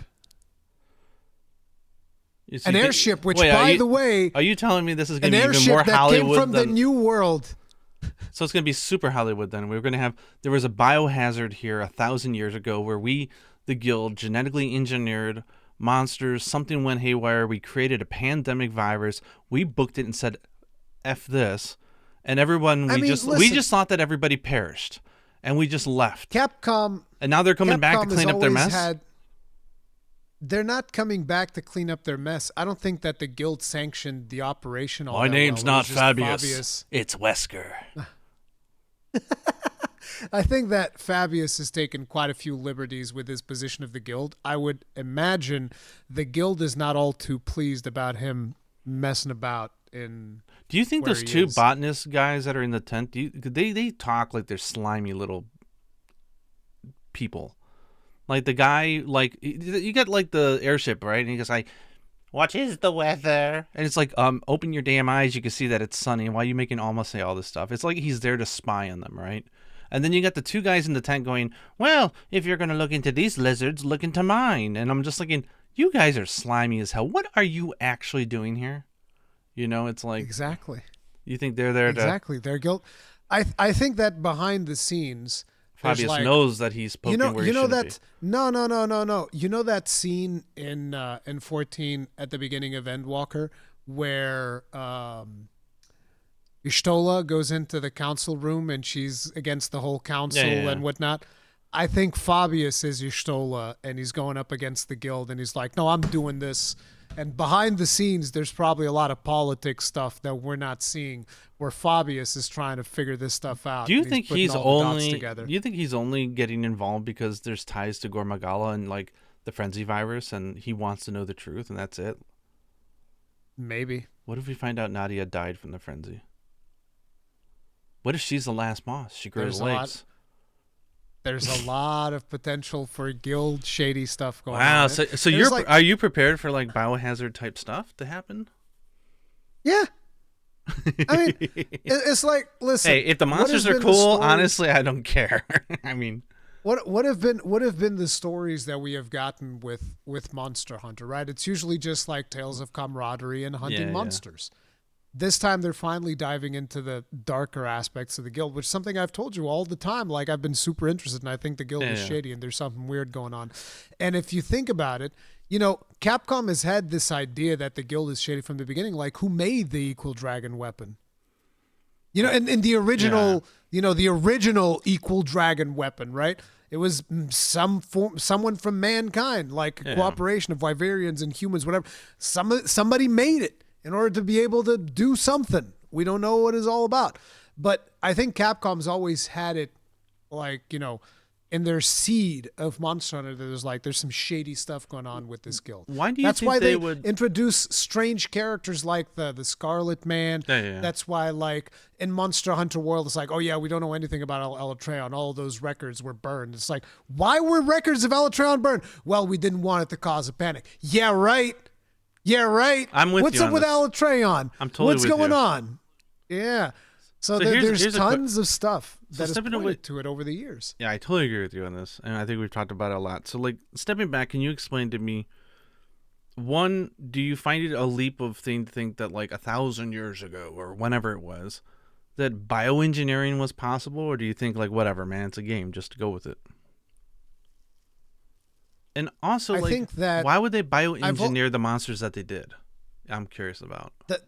So these are two very different questions. There's Sorry. like the first one is like every Monster Hunter game has always had traces of an ancient civilization Correct. that was more advanced than what we currently have. Yeah. This has always been the case. And Dragon This is not Energy like has something always that's- been Yeah. pointed as being the technology that modern people don't understand, and that it comes from the ancient stuff. And it's like even the gun, and the gun lance is one of the perfect examples. I mean, gun lance, charge blade, switch axe. These are all weapons that are using really strange technologies that probably not everybody can understand what is going on there. So we are making use of technologies that we don't fully comprehend, like Wyvern Fire. It's not just one big explosion. This uses the same, as they even explained in the game this time, this uses the same basics that a dragon uses to spit fire. How do we get that technology, right?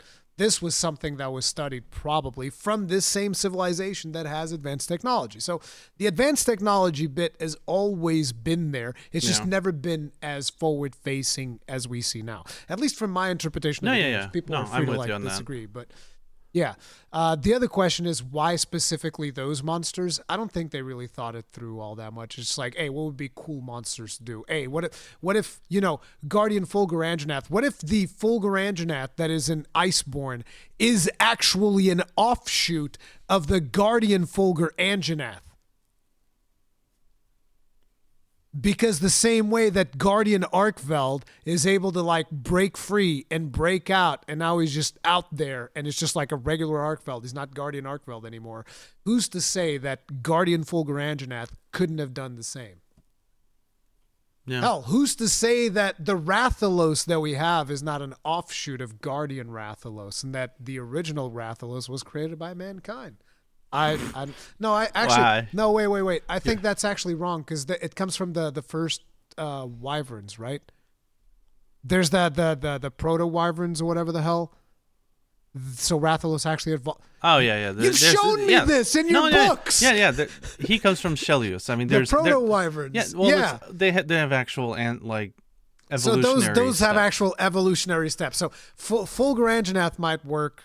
Rathalos is not going to work. Never mind. Forget the Rathalos. So do you bit. think they're just choosing monsters that have more believable? I kind of got that vibe that the monsters like Odogaron's, Anjanath, Shiwu, Shubu, whatever, like they're ones that feel like they probably. So Shaywu is not a guardian. Oh, not Shaywu. Sorry. Shaywu, Okay. Yeah, I Shaywu forgot. preys on guardians. Yeah. But do you think they're choosing monsters that are similar That to have like, favorable characteristics to what they needed them to do. They explained this in the story. They said, oh yeah, they've chosen, for instance, before you get to Odogaron, they even explain, oh well, the monster that would, secure this particular area would be a monster that would be fast and it would prey and it would have like, a strong sense of smell or something like that. And then suddenly Odogaron shows up. So they even explained the traits of the monsters that would be guarding each of the areas. Yeah. Whether or not that is going to make sense, to each individual person, that's going to change. But there is a reason why the guardian monsters are the ones that they've chosen, because each of them has like a different function or whatever. And I can't tell you all of them by head, but I know that they explain it in the game why it is that I did each of the find it guardians is interesting this that they said that they wanted them to take commands from mankind, right? They wanted them to obey. They wanted them to obey. And it's kind of funny that they show like eggs with sacrets, because the sacrets are like the one monster that is like a dog. And so I'm like, wait, if they're Exactly. are Are the Guardians offshoot Sacred's- created versions, or are they literally living versions from the man-made wyvern? I don't know. That's the thing. I think Sacreds, very much like Arkveld, are basically like guardians that escaped, and now they're just like out in the world. Sacreds might even be some of the first ones that they've made. I'm not sure, but I would imagine they would be because mounts would be useful. So creating a monster that would be a mount, that would be something that would be very useful. So did they explain, like, we've got the smug ass lady in the Wyverian village. I can't stand her smug smile. The All Harken. Oh my god, throw her off the cliff. Like this she's got like she has that same expression that like Queen Daenerys does in Game of Thrones, where she's like, yeah, I'll Like, squash you. Like, let me just say something, okay? I'm not a big fan of suja, and another thing, suja in Portuguese just means dirty. Like Perfect. that, It's literally perfect. dirty. Someone And on the it's low like, team listen, knew exactly what they were doing when they suggested it. I've never trusted Wyverians ever. I don't trust because they're elves. They're basically the elves of Monster Hunter, and I was like, no. And you're bro. a dwarf, right? Dwarves. The Trevarians. You can trust the Trevarians. Those you can trust. Wyverians, not so much. So that's what I want. I want to go back to Trevarian society. But regardless of that, I never trusted the elves, and I think that the moment where we go and we're like, we fight Jindahad and we go to Suja, that was probably the part of the story that I like the least, because it doesn't make any sense. Because you go to Suja and then the All Harken is there and she's like, oh yeah, you just you got to figure it out. And then our character goes like, oh, I know. Let's go deeper. I was like, oh, wow. We had to come all the way here for this? We had to fight Jinda. I mean, don't get me wrong. I love fighting Jindahad, but we had to fight Jindahad to come over here to the all-knowing, all-omniscient, whatever, All-Harken, who knows nothing.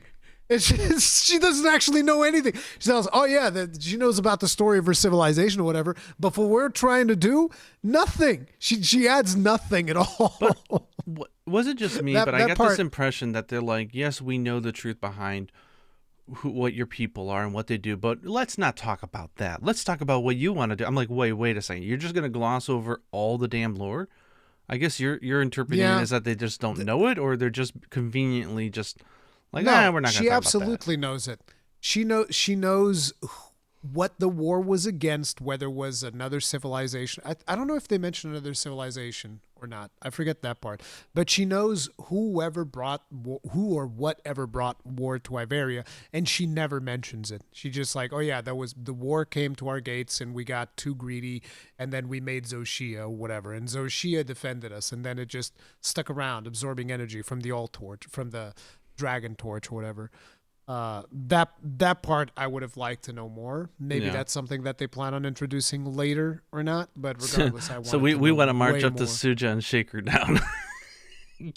Exactly, I'm a shake.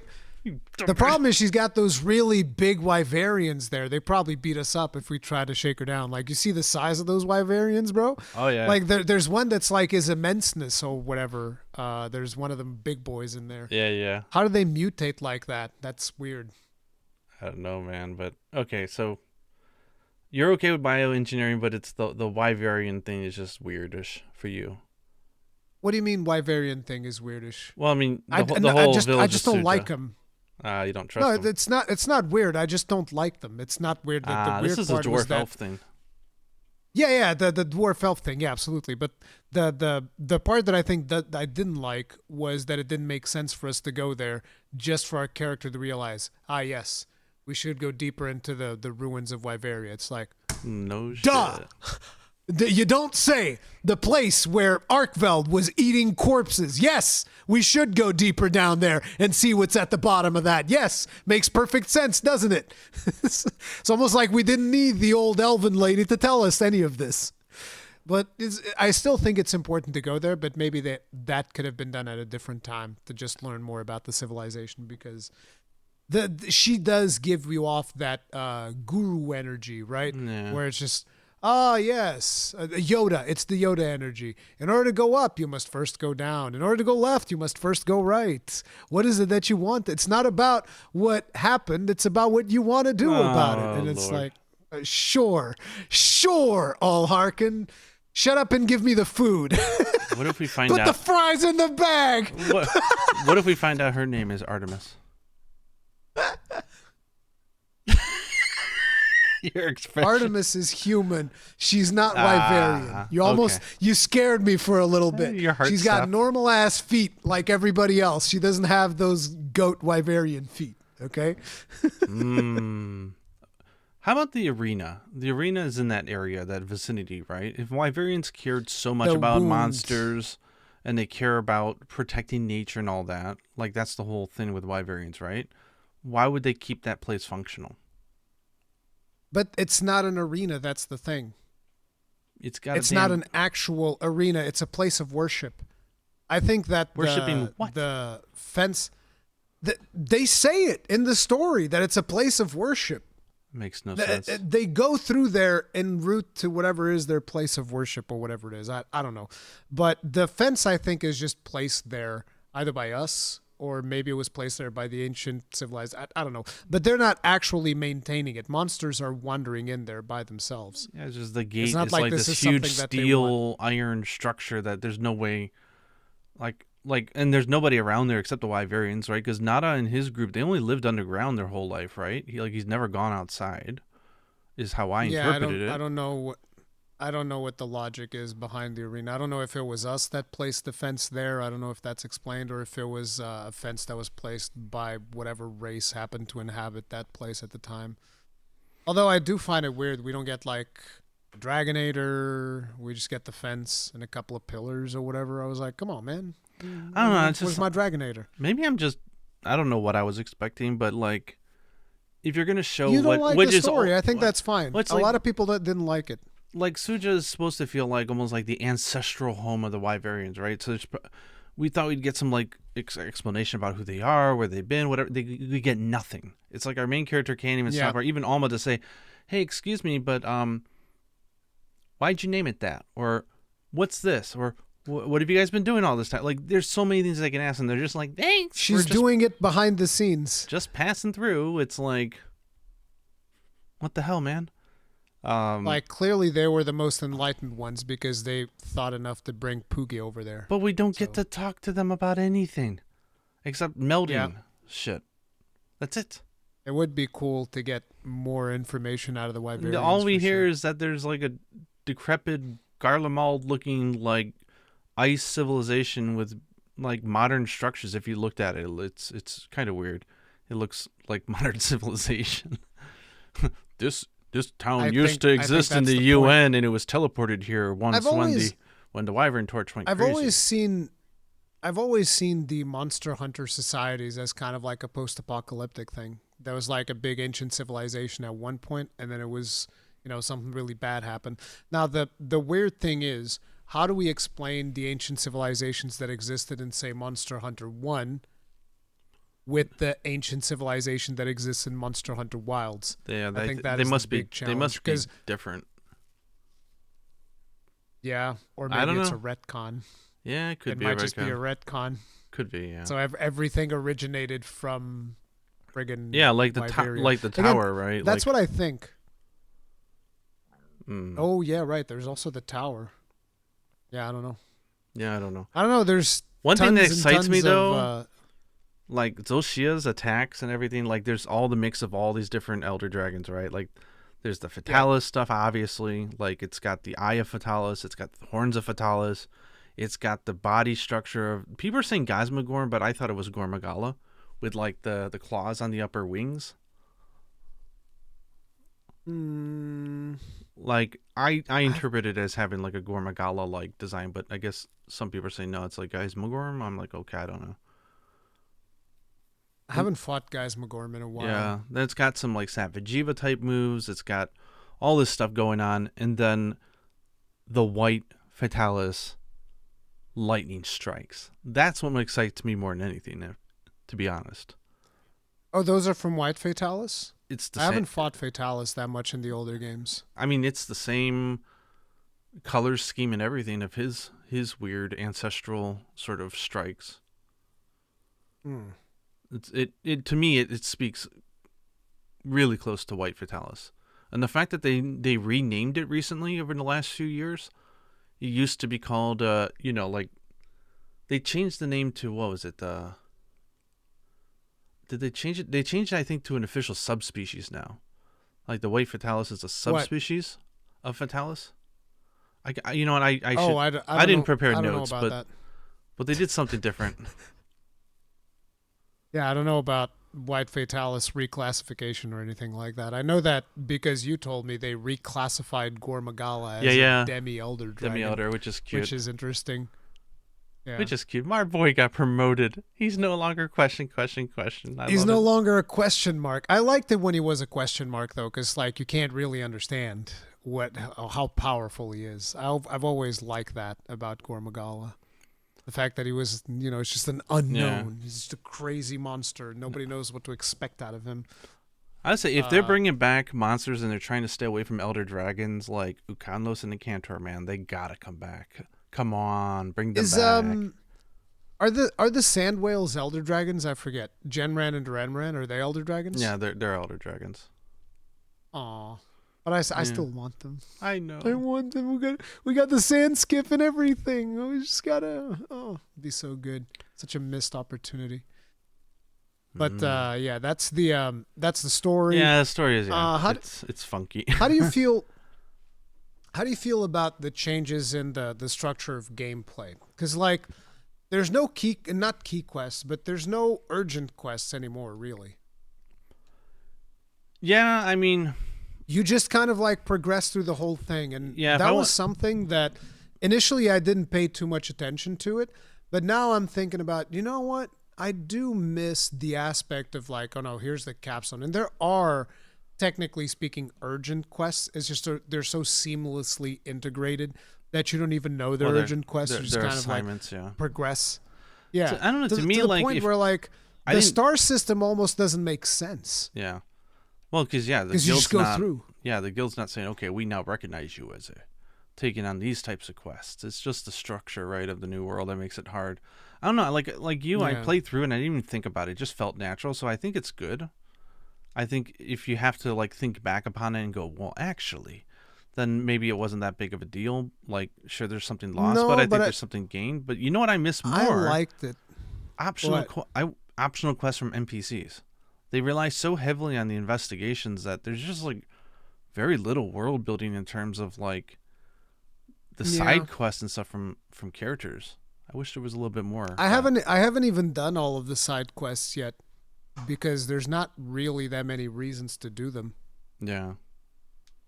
But I mean, there was something cool about like urgent quests. You're like, oh my god, this is the big one, right? Like this is gonna be special. But to be honest, I didn't notice it going through. I didn't even think about it. So I don't know. Maybe I'm cool with it. I just like the fast pace of the progression because like I just want to get to hunt a lot of monsters, So I was pretty happy with the way it rolled out. I don't know. I miss it. But again, this could just be nostalgia. But I do miss. I miss a lot of things, though. That's the thing. Yeah. I miss the hub. I miss the feeling of being in the hub with your friends. And it's like, okay, you're at this level of progression. Okay, let's do this quest for you. Let's do this thing. It's coming, baby. It's coming. Yeah, I mean the hub is coming, but not the urgent quests or anything like that. That system is gone for all intents and purposes. And I don't know. I feel like I still haven't really thought as much as I'd want about it. I'm still like collecting and figuring out how I feel about that because it's a fundamentally different game in so many aspects of it. Yeah. That it's like right now it's not bothering me, but I can imagine a couple of months from now I'll be like, you know what? I really do miss a lot of this stuff. Like, about Maximilian, dude, he was playing GU before Wilds, kind of like in preparation. Then he played through Wilds and he went right back to GU. Oh, really? Which is like, look, if you've never played GU, I think GU is a phenomenal game. I mean, it's a different flavor of Monster Hunter for sure. Yeah, it's just a different flavor. It's a more traditional flavor of Monster Hunter. But yeah, I think Wilds has gotten a lot of people nostalgic, and there's a lot of people going back and playing some of the old titles. I know that Ratatoskr is also playing 3 Ultimate right now. Nice. So there's a lot of nostalgia popping off. I mean, is that not a good sign though? People might you think of that as a doom thing, like, oh, the new release did not satisfy everybody. Well, no, maybe it's got you more hungry, and so yes, they need to serve you. You want even more. You want more, yeah. And so now you're going back to the older ones and different ones and saying, there's some good things in all of these. Like, I'm not sure that's necessarily a negative thing. But I do think we also stuffed our damn faces. Come on, as a community, oh, absolutely, we stuffed the food down our throat for the last 2.5, 3 weeks, like to an unhealthy degree. It's just there's we binged it. There's something to be said about the quality of life. I feel that the game has so many quality of life features that it speeds up the progression through the game so fast that you can be done with this really, really fast. If all you want to do is like one weapon and do one set, you can be done incredibly fast. I mean, I got through Monster Hunter 4 Ultimate from start all the way to the Gagmazios in one weekend when I was playing it on the US version. Like it's still, it's still possible. Might have took a little bit longer, and it was, I knew my ways around the tedious parts of it. Like I knew what set to make that would allow me to really push it, But and Generations Ultimate, I think it also took me 3 days for my recent play with when we went through it. It was like a 3-day thing, and we got through it like 20 hours maybe or so, 25 hours 3 or so. 3 days through G rank. Yeah, we went all the way to Atalca. I'm definitely bad at this game. No, I'm terrible at this game. No, we're just hyper efficient, I guess. But I mean, I don't think the length is the thing. I don't know. We're binging. I think there's definitely something to be said about the quality of life, though. I think that there was maybe a little bit too much in terms of like one thing to consider sharpening on sacred, all of that type of stuff. I'm not. Yeah, I was saying one other complaint I had that I hope they fix with the introduction of the new difficulty tier of monsters, which will have to be these frenzy tempered or whatever, because the frenzy right now are like everyone thinks it's a bug or something. I think it's totally intentional.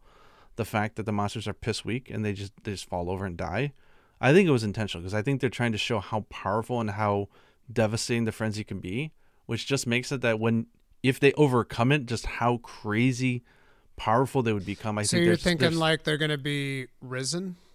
Yeah. Kind of like risen. Yeah, I think overcome the anomaly, and I think they're setting it up to be like, okay, wow, the frenzy is so devastating, but if it becomes a tool of destruction, like Jesus, like mix that thing with the Wilk, and you got a recipe for the end of the world. Like, I think a frenzied guardian wilked up monster. The frenzied milk. It's milk with rabies. It'll make you crazy. Don't drink that milk. It went sour 1,000 years ago. Don't drink the rabies milk. And then all you get like Pusheen, or what's his name? Not Pusheen. That's the cute character. Tashin. Oh, what am I saying? Tashin. Tashin is like, oh no, we've been drinking that milk for 8. And all of a sudden horns start growing out of him and stuff. No, they don't drink the milk. They use it for fuel. Come on, some of the had to go like, take a little taste, take a little sip. Come on. Yeah, and he died afterwards. That was natural selection at work. Tastes like chicken. No, they used to be Wyverians, and then they started drinking the milk, and then they became human.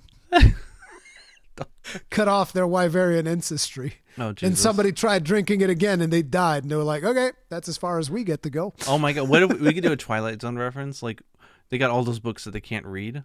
So like we have someone from the go, I can read this. It says, How to Prepare Mankind. Oh, they're trying to prepare us for the end of the world. And then you find out, no, that's a cookbook.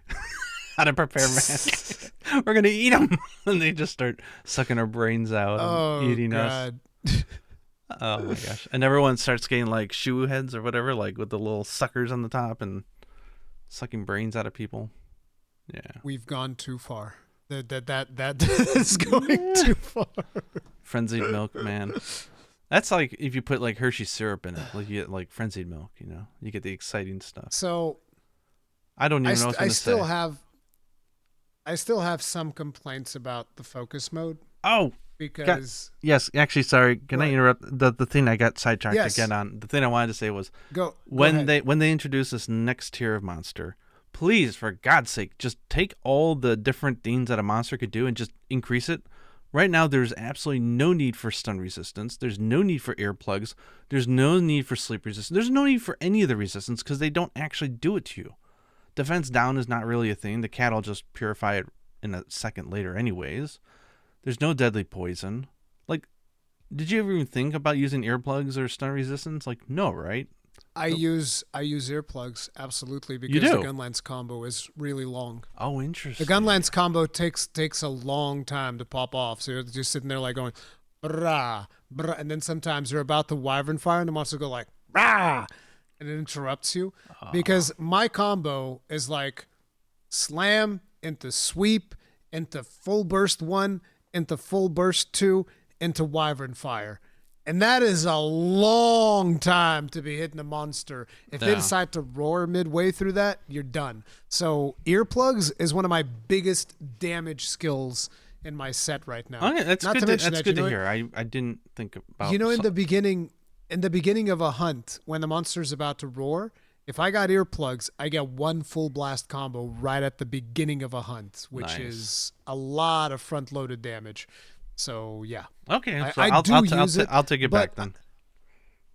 No, but earplugs, it's still like earplugs 2. I mean, I have 3, but I think you only need 2 because there's only like 3 monsters or something like that that can actually roar real hard.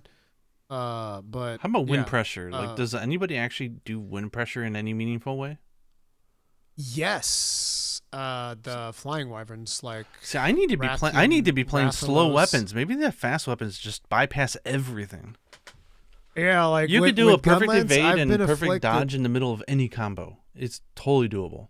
Doesn't matter what you're Yeah, doing. and with the gun lance, I've been hit by wind buffets quite a few times. So Okay. yeah, I'll be like doing something it's like, ugh. Maybe I'll pick up the But lance. you can block it. Hmm.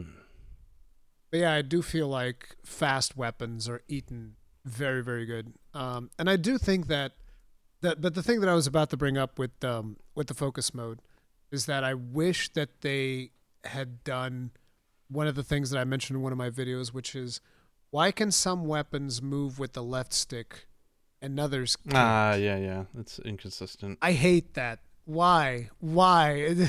Because like, well, some of these have directional inputs, yes, but not all. Yeah. And the ones that don't should definitely be able to move the camera. It doesn't make any sense. And this came up again last time that I was using switch hacks because all of a sudden I'm doing switch hacks things and I start seeing the camera tilt up. I'm just like, what's going on? Why is the camera tilting up? Oh, because I'm pressing forward on the left stick and the switch axe for some reason is one of the weapons that gets to move the camera with the left stick. It's so inconsistent that it makes it so frustrating. And that's the reason why I made that video. But the game shipped like that, and I think that that's their intention, which is weird. Like, because once you start looking at, okay, so this weapon can do this weapon can't do this. It's super super funky. I don't understand. And then we have also the hyper armor on some weapons that I'm just like I don't know how I feel about that. Like some moves just have hyper armor, others don't. It's just weird. Like, people are gonna say, "Oh, you're hating on the longsword." It's like even Ratatosker longsword main says he doesn't want it. Like, listen, I got nothing to do with any of this. Like, leave me out of it. I'm just gonna I'm shut just up. pointing out that I I'm think sitting it's over here with like the most broken iteration of the Sword and Shield ever, and I'm just gonna be like, you can nerf half of it. It still ain't gonna be enough. It's still good. It's that good. So like I feel the gun lance is also phenomenal. I love it, and it's like I don't want hyper armor on Wyvern Fire. Like I'd rather get interrupted. yeah. It should have downsides. It should it's also hard to pull off the focus strike on the gun lance in certain spots, and I'm just like that's fine. Like not all focus strikes should be the same. That's fine. and I've gotten used to using it and changing some stuff around it and how I perform the focus strike. And I think that's fine. It's just about getting used to it. Not every weapon should play exactly the same. But, Yeah. yeah. So do you think What before about the title? Palico? Sorry, go ahead. No, I was gonna ask like looking at title update 1, do you think you're gonna be playing all the way to it, or do you think you might take a small break or a breather, or like what do you? Oh, I'm Where's playing, your brain? I'm playing all the way to it. I'm playing all the way to it because in my free time, I'm basically just doing these little dudes. You know, I'm just doing Those my are little awesome. minis. Yeah, so it's like this is my free time, so I don't feel like playing other video games. I can just dedicate everything to Monster Hunter and not even have to worry. I mean, I wanna play First Berserker Kazan whenever that comes out or whatever. I want to stream that, but it's just something to do. But Yeah. mostly, yeah, I'm gonna be playing through because I still have to study all of the weapons before I get to the Yeah, title I updates and- was thinking like, what do I want to do as an end game goal? And I was thinking, well, crafting all the weapons is going to be tiring because everything requires Hunter Mark 3s, Hunter Mark 3, Hunter Mark 3, Hunter Mark 2, Hunter Mark 2, and I don't mind farming them or getting them like as I play because I love the harder monsters. It's just like there's so many you need, and it's just so like I think I want to craft all of the armors. yeah, that's what I was. So that's of where the I'm. armors That's would what be I'm good. thinking now. Like High rank. all the armors are kind of like if you hunt the monster But the 3, beta 4 versions- times, you can make the full set. Maybe I'll do that. No, you can't. Look at my damn daughter. You can't. We hunt the monster once and she made the whole set. You're- I'm like, what? You're lucky. That's not my experience. Okay, Oh, listen. RNG's not been nice? In low rank, I had to murder Balahara like 20 times to craft his gun lance and 3 pieces. Not even his full set. I just wanted 3 pieces of his armor for evade extender. I had to murder that goddamn roly-poly looking bastard. The desire 20 sensor knew, times. right? Found you and said, I gotcha. Jesus Christ! I've been and Rurikhan was the same thing. I'd be like, "Oh, I need a marrow." Okay, settle up. You're gonna be killing them like 10 times. Oh, 10 wow. times I had to go after a Rurikhan before I got a marrow. So it's like whenever somebody tells me, "Oh yeah, I did," especially this happened with a lot of reviews. A lot people Oh, were saying man. like, "Yep, I kill a monster once, I get literally everything," and I was like, I hate you. "What do you mean? What is wrong with my luck?" Yeah, I was thinking about also doing like the whole like we did in because it seems obvious that eventually they'll unlock new tiers for the charms. I kind of feel like there's a Yeah. bunch of skills that don't have charms yet. It could just be a placebo. Maybe I'm just not looking at it, but there was a few things I'm like, I don't see like, is there a guard and guard up? Or I guess those will never No. be on charms, right? Because those not are armor. weapon skills now. Ah, okay. So that's probably why. So it's like the ones that you see is because they're not armor skills, and I think you can only get armor skills off of charms. I think. Don't quote me on that because I know I've seen a couple of skills on there that I'm like, I could swear this one's a weapon skill, but I haven't looked too deeply into it. Interesting. But I think for the most part, it's just weapons, armor skills I on see. charms. So you're not going to get yeah. everything. But the charms also, though. But- Like, I was going to make them all, and then I looked at it. I'm like, oh my God, it's the same thing with the Hunter marks. There's so many you need for some of them. So I think making all the armors is going to be a good investment. They need hunter marks for the charms? For the final for the final forms, yeah. Like the one I just finished up was Okay. Burst level 2, and it required 5 Mark 3s, 3 Mark 2s, and 2 gems from one from New Udra and one from I think I've already crafted that one. So Yeah. I barely even remember, but I've already because that's one of the most important damage skills for the gun lance is burst. Yeah, it's a good But skill. I don't think I would want to craft all of the charms because are you really ever going to use like a poison resist charm? Hey, is that really hey, a thing that you're doing? I Like- love my Geomancer 3 charm, man. You can't knock that one. I mean, sure. I mean, you can do those, but I'm Or- saying like Yeah, I hear I you. might not craft all of them, but I want to craft ones that I would eventually use. Yeah. I mean, hell, I used mining for a big portion of the beginning of my second playthrough. Yeah. It's like So I think yeah, I even armors. remember this was actually a meme in my stream because I'd be mining and a monster would show up and I was like, "Go away! I have geology 3. I'm mining now." I have Geology 3. Leave me alone. That's why you gotta have the full Intimidator on there. That's what I do. Nah, I don't use Intimidator. I'm plenty intimidating by myself. I use the other one. I use 3-piece Arcvelt to draw aggro. It's funny, they call it That's what I want. intimidating, but it's actually should just be called timid because it's the skill that makes it so they don't target you. But I guess maybe the idea is that Yeah. you're intimidating so they don't want You're to approach intimidating. you. I see, yeah. You're the intimidating figure. That's the idea. Oh man. But you were saying? Yeah, so I think making you're saying what's the difference between alpha and beta again? What's the one that has the more slots? Oh yeah, I was saying that I would only craft beta sets. Betas, yeah, because You have the in decos. terms of looks, it doesn't change. So you craft both the betas, and you get the female version of the armor, the male version of the armor, and you can mix and match. Boom, done. But that's what I'm planning. Just all of the beta versions of armors, because getting decos for the most part is fairly easy. At least it's been fairly easy. I'm actually surprised a lot of people were telling me, "Oh, I don't have an Artillery 3 deco," and I was like, "Oh, I guess I was lucky for once." Artillery 3 is apparently somewhat rare. Even though I have a friend of mine who keeps telling me like, "I got like 5 of them." I was like, "Oof, must be nice." Got a lot of people complaining that they don't have one in my Gunlance guide. So yeah. Oof. Well, I mean, hopefully in the title update they'll add a new material for fighting those monsters or something that'll allow us to craft level 3 decos, because you can only craft up to level 2 ones now. You can't craft 3 decos.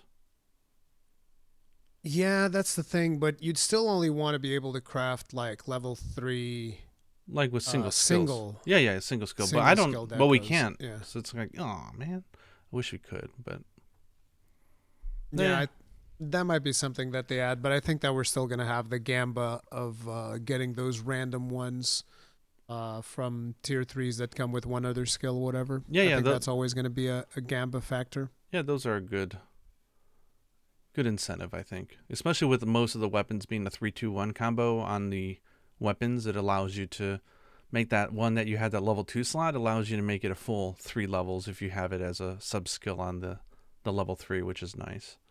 So like all my sword and shields are full, like the weapon themselves all have guard 3, guard up 3, offensive guard 3. Like that's just on every single one of my sword and shields. Like I want to have offensive guard so bad. I can only get like 1 point of offensive and then guard. like all of them I have like offensive guard 3 that comes with like handicraft or something crazy like that. I'm set. I'd like to have magazine offensive guard. So offensive guard 3 and 1 for magazine? No, the other way around. 2 levels of magazine and 1 level of offensive guard. Because I'm never going to be able to get offensive guard 3 with the current system, because I don't think you can get artillery 3 with something else. I think artillery 3 is just artillery 3 and that's it. So then I would want to have magazine with offensive guard so that I can at least have offensive guard 2, because offensive guard is so powerful. God, it's so good. And because it affects shelling now. Oof. It affects shelling, so it's like, yes, I want offensive guard. Oh, it's so good. It's a lot of damage. Yeah, that's gonna be rough. I'm looking forward to title update 1. I hope it's juicy, especially because we'll have to wait for summer for the next one. But if they're introducing a new tier of monster in this one, then that should be plenty juicy enough. We'll see, but I still think that we need to talk about Palico and Sacred. We need to talk about Palico and Sacred, because I think both of them are somewhat problematic in different ways. Palico, I think, is just too strong. How are you feeling about Palico? Yeah, it's too strong. How can we fix the Palicos? I think that the idea of giving them every single tool. You should choose which one you want. Like, I'm going to be a plunder range. You should have I'm going to one. be a giant wasp user. Like, tell me what my speciality is going to be and let them decide, because that's always been the case in every game. They've never been able to just do all of them. And there should be like, I want, you should also be able to set their tendencies, right? And say, I will heal you more often, but that means I'll attack less. Or I'll focus more on offense and I will heal you less often. And I think if they just introduce a system like that, it would be nice. I think that the only way to fix what they have right now, and people are going to hate me for saying this, is going to be nerf the current Palico by 50%, Is it and there? then give it back to him. Give it back to him in the form of a specialization, but only for the tools you specialize in. So the current Palico just gets like a 50% cut. It can do everything, 50% less effective than what it does now. And then if you go and you're like, okay, I want you to be a healing Palico, then he becomes really good at healing again, but he's not as good as he does. He just doesn't do the other things anymore. What are the things Or that you he, can, what I is- want you what to are fly the things that plane. what are the things that he does that you feel are just crazy powerful? Healing, curing, trapping, Hmm. and flash. Well, flashing. Yeah, he the doesn't flash really flash. cage He and puts he- down the thing where he can put the flash cage down. But like the instant things that come to mind is healing, curing, trapping. Yeah. But on top of it, he also attacks a lot, but that's just something that I can't judge. Yeah, I was gonna say, I'm accurately. kind of curious if Like- anybody's ever like tried to test out and see how much damage the cat does. Like if you were to just, It seems like he's firing wyvern fires off of that little plane of his. If you haven't noticed, You know, he's me- got like mini wyvern fires coming off of his cannon. maybe I'll do that. Maybe I'll just make a zombie set and Right. just guard There's in the wrath corner from and above. see how long it takes the cat to kill something in the arena. Maybe I'll do that. Yeah, because the Maybe, like, he maybe does- I he don't does know. some Maybe the deeps. attacking is flashy. Maybe it's not the problem. Maybe like it's just the function. The functional It's is just the just healing. way too The good. healing is absolutely cracked, and his AI is so good that every single time a monster gets the skull, he's like, "Oh, I put a trap down." Boom. I'm like, And his "How convenient." placement is so good. How convenient! Right as the monster got the skull, you put a trap down. And That's clever. And I've never seen the monster. By the way, and by the way, before people say it's like, no, he doesn't. Like, listen, in my hunts, I'm not exaggerating when I tell you that 80% of the time, if not more, that's the frequency with which I see skull, trap. Yeah. I mean, It's like the second you see the skull, he goes like, "I've put a trap down for you." I'm like, "God damn." okay. How about Well this thought. though? I hadn't even noticed he had skull. Sometimes I even look at the map after the Palico says he put down the trap because I'm like, "Oh, is he on skull?" Do you also notice that like the AI knows where the monster is more likely to run off, and like he'll place it right. Oh, yeah. He places it exactly where that monster is going to go. That's one of the things that I've said. The AI on Palico is cracked. And here's the other thing. So you know how I'm assuming he's got like some internal stamina, somewhat similar to what the Prowlers had, where you had to like do a couple of attacks but to charge up his thing again. If he's coming at you with a Vigor Wasp and you chug down a Mega Potion, he's like, "Oh, I'll just save that for later." Yeah. I was like, "What? What do you mean?" So he's probably banking some of that stamina so that he's ready faster with another Vigor Wasp. And I'm just like, "Oh, okay." So yeah, it's really, really powerful. So my solution would be nerf everything by 50% and everybody's going to scream and shout at me, blah, blah, blah. But they're like, "Just don't use it. Just put him away." And it's like, I don't like putting him away. He's my Palico. He's my buddy. I want him to fight alongside me. Speciality I just don't want is a him to good be the fix. main character. I think that and then they would give him back more on the specialty item that you choose, and then he only does that. And then he does either the healing. I think right now you can separate it into healing, trapping, damage. I don't know if he does anything else. Healing, trapping, and damage. I think that's pretty much everything.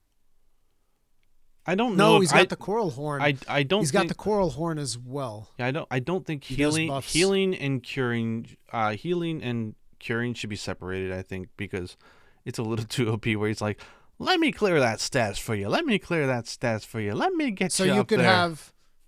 So we could have healing, Support, which would be trapping, healing, trapping with the flash and the regular traps, and then you'd have coral, which would also have status cleansing. yeah, like Coral with status, and then damage. pretty much yeah. to go back to the I think the system they've had in every other game. yes, because he is too powerful. And the other thing is sacred. I feel like you can't have infinite sacred recovery. I don't. And by the way, before people say anything, I don't use sacred recovery I do. at all. I do. I've never used sacred. I mean, if I have used sacred recovery, it was probably unintentional. So I don't use sacred recovery, and even still, I feel the game's maybe too easy. So I kind of feel like Sacred Recovery needs some kind of a drawback because I see people just getting saved from the clutches of death being completely reckless. And it's like, you need to have some kind of a roar or something that keeps him away. Like if the monster roars, Sacred gets scared, runs away, there's a cooldown before he can come back, something like that. Monster's enraged, Sacred can't come too close, it's too dangerous. I don't know, but I feel like there needs to be a system there. And this one's not gonna happen. How about you just can't call it when you're flat on the ground because like your hunter's like incapacitated, he can't whistle, and that would mean that you have to like get out of the insta kill. You have to time it. You're just removing Sacred Recovery. No, it just means you have to strategically You're being lay more down. mean than me. Well, you have to be a little bit more strategic, which is laying down is really powerful, right? And just getting up at a right time, not too fast, and then you need to like run away and then whistle as you're going if you really want to get a boost. But like, I don't see how you're whistling when you're flat dead on your face, right? Like that could be one way to fix it. Or just have less, or maybe just one or two auto evades and just turn it off for the other ones, right? I don't know. Even one is powerful. The one thing that I would like to see change about Sacred that's not going to happen at this stage of development would have been for Sacred to have his own training arc. Sacred should have been not that good in the beginning, but then learn more and more, and then by the time you're midway through high rank or something, then he has all the functionality that we have right now. Yeah, I could see why they didn't do that. Although I would love if they did like this one is slower. Like when I call him, he's slower, but he can carry more items or something. Like I could have it where I don't take this or that, and yeah, it'd be cool. But that's a whole system. If they didn't even do it for Palico, then they sure as heck aren't going to do it for Secrets. But some thoughts for the Master Rank expansion, customizable stats for your chickens. And it's like, as a final thought on the whole difficulty thing, this is something that I've been thinking about quite a lot because, so there was a big streamer that started playing Monster Hunter Wilds around the release time or whatever, and people would tell me, "Oh, do you know that this guy's his name is iShowSpeed? Do you know that he's been playing Monster Hunter Wilds?" And I was like, "Oh, that's interesting." So I go and I check out the stream to see kind of like the whole thing, and he starts out the stream, he's playing the greatsword against the Chattacabra, whiffing everything, like messing up, and I was like, that was us in the beginning. The first time we played a Monster Hunter, this was us, this was our experience. That's really cool. And then we get to Ray Dow, and that's when I was like, oh, there's a serious problem with this Monster Hunter, because he beat Ray Dow with dual blades without knowing anything about demon mode. That's because dual blades are great. Yeah, but it's like, I feel like the game should push back more to kind of force you to have to learn your weapon a little bit, rather than just like, yeah, I'm just gonna brute force Ray Dow without you. It's almost like, oh, I'm gonna brute force Ray Dow with Gunlance without shelling. I don't know. I'm finding that I would have agreed with you 1,000% 2 weeks ago, but I'm starting to open up more to the idea that, you know what, getting through the story and seeing the breadth of what's in this game, fine. They want to make that easier to do, sure. Just allow us to have that back end game that is more challenging, and then I have nothing to complain about. I don't mind. But I do think that they have a little bit of what I said, the FF14 problem, which is they're really scared of putting the player in a situation where they could fail. It's like they're paranoid that they're just going to abandon the game. And maybe that's the problem with the modern gamer. I don't know. Maybe that's the problem with the developer. Maybe it's both sides. I don't know. But that's the issue, because like the way that they've done it, right? iShowSpeed got the credits and he's done. That's it. He's not going to come back for title updates. He didn't even go to high rank, and it's fine.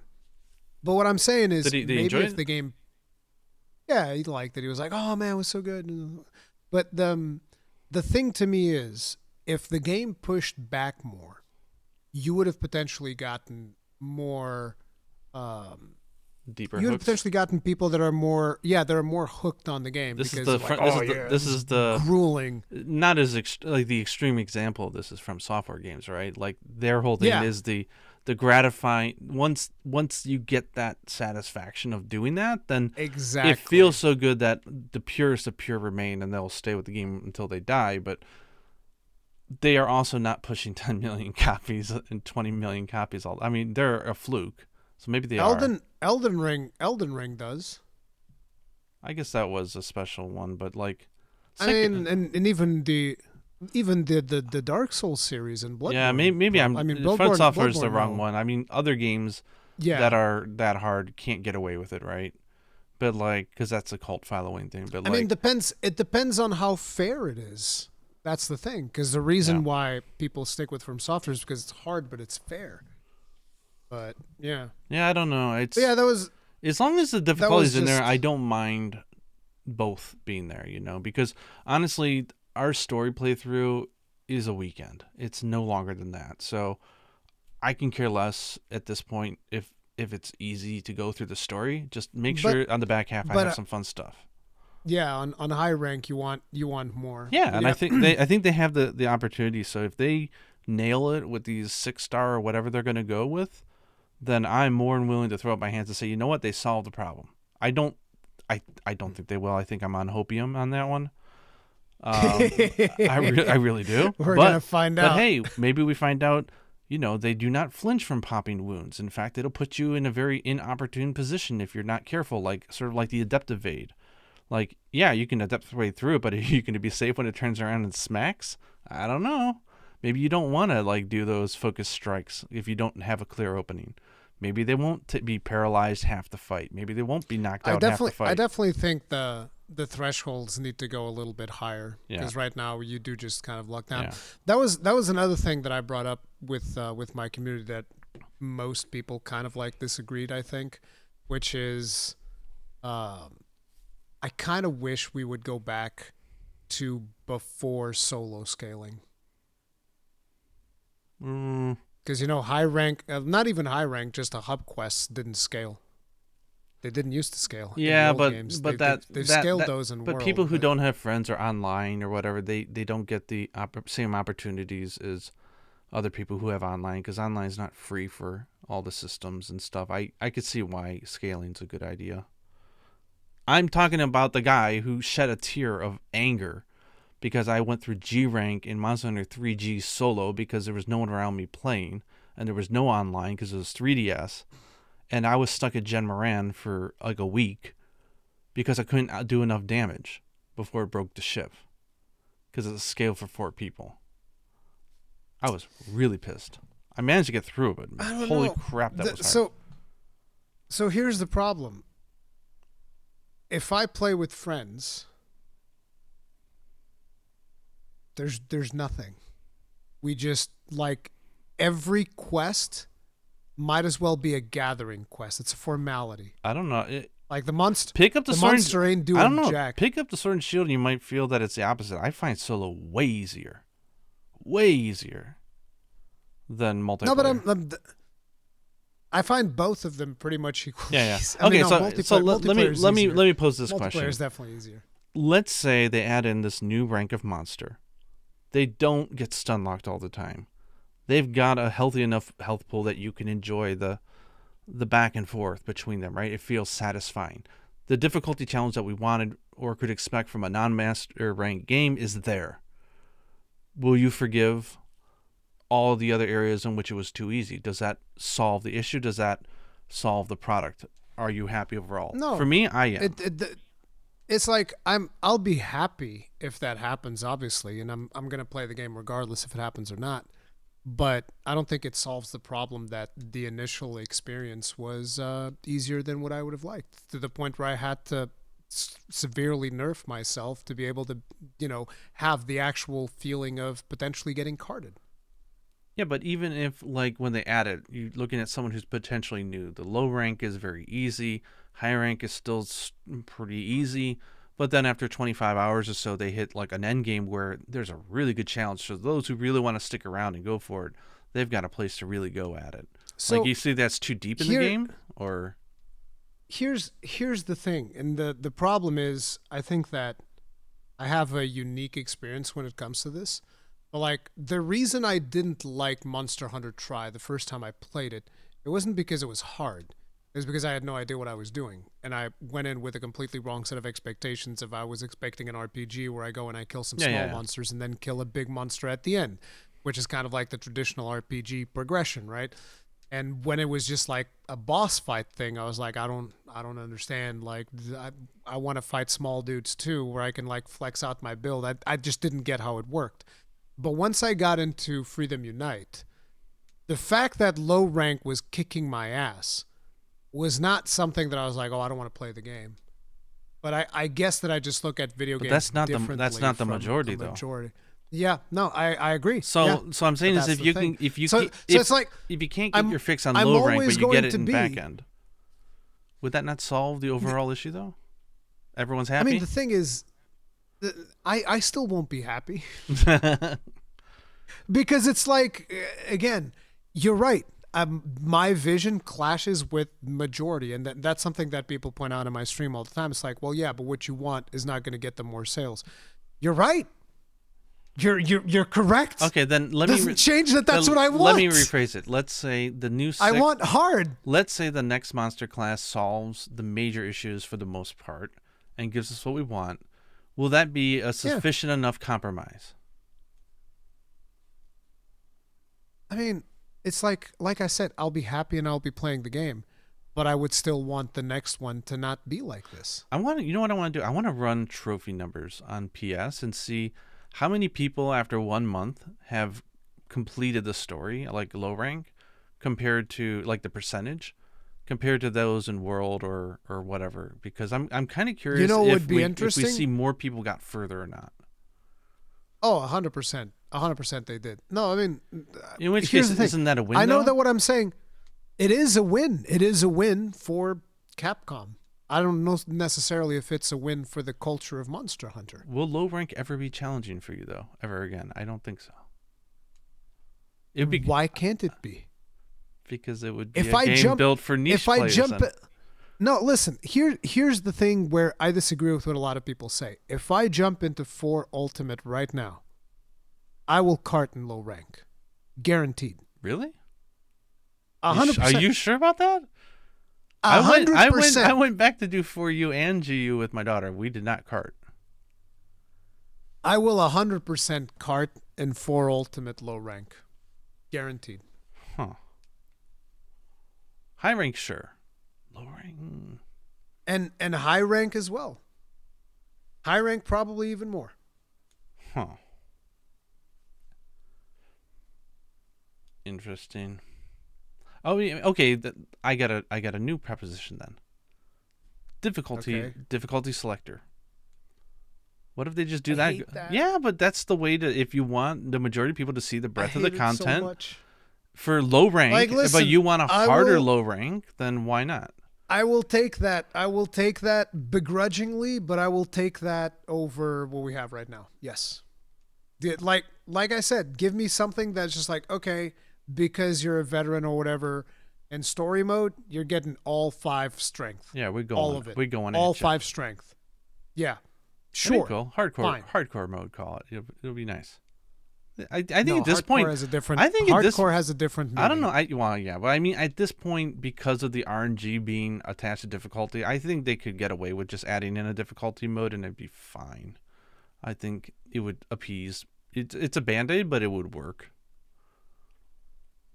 How about rather than just a difficulty selector, you could have like normal Monster Hunter and classic, and then you just choose at the start. That's just linguistics. You're just changing the terminology at that point. Yeah, I don't like the idea of the I don't know. There's something about difficulty that I just. How about normal and challenging, or normal and veteran? I don't know.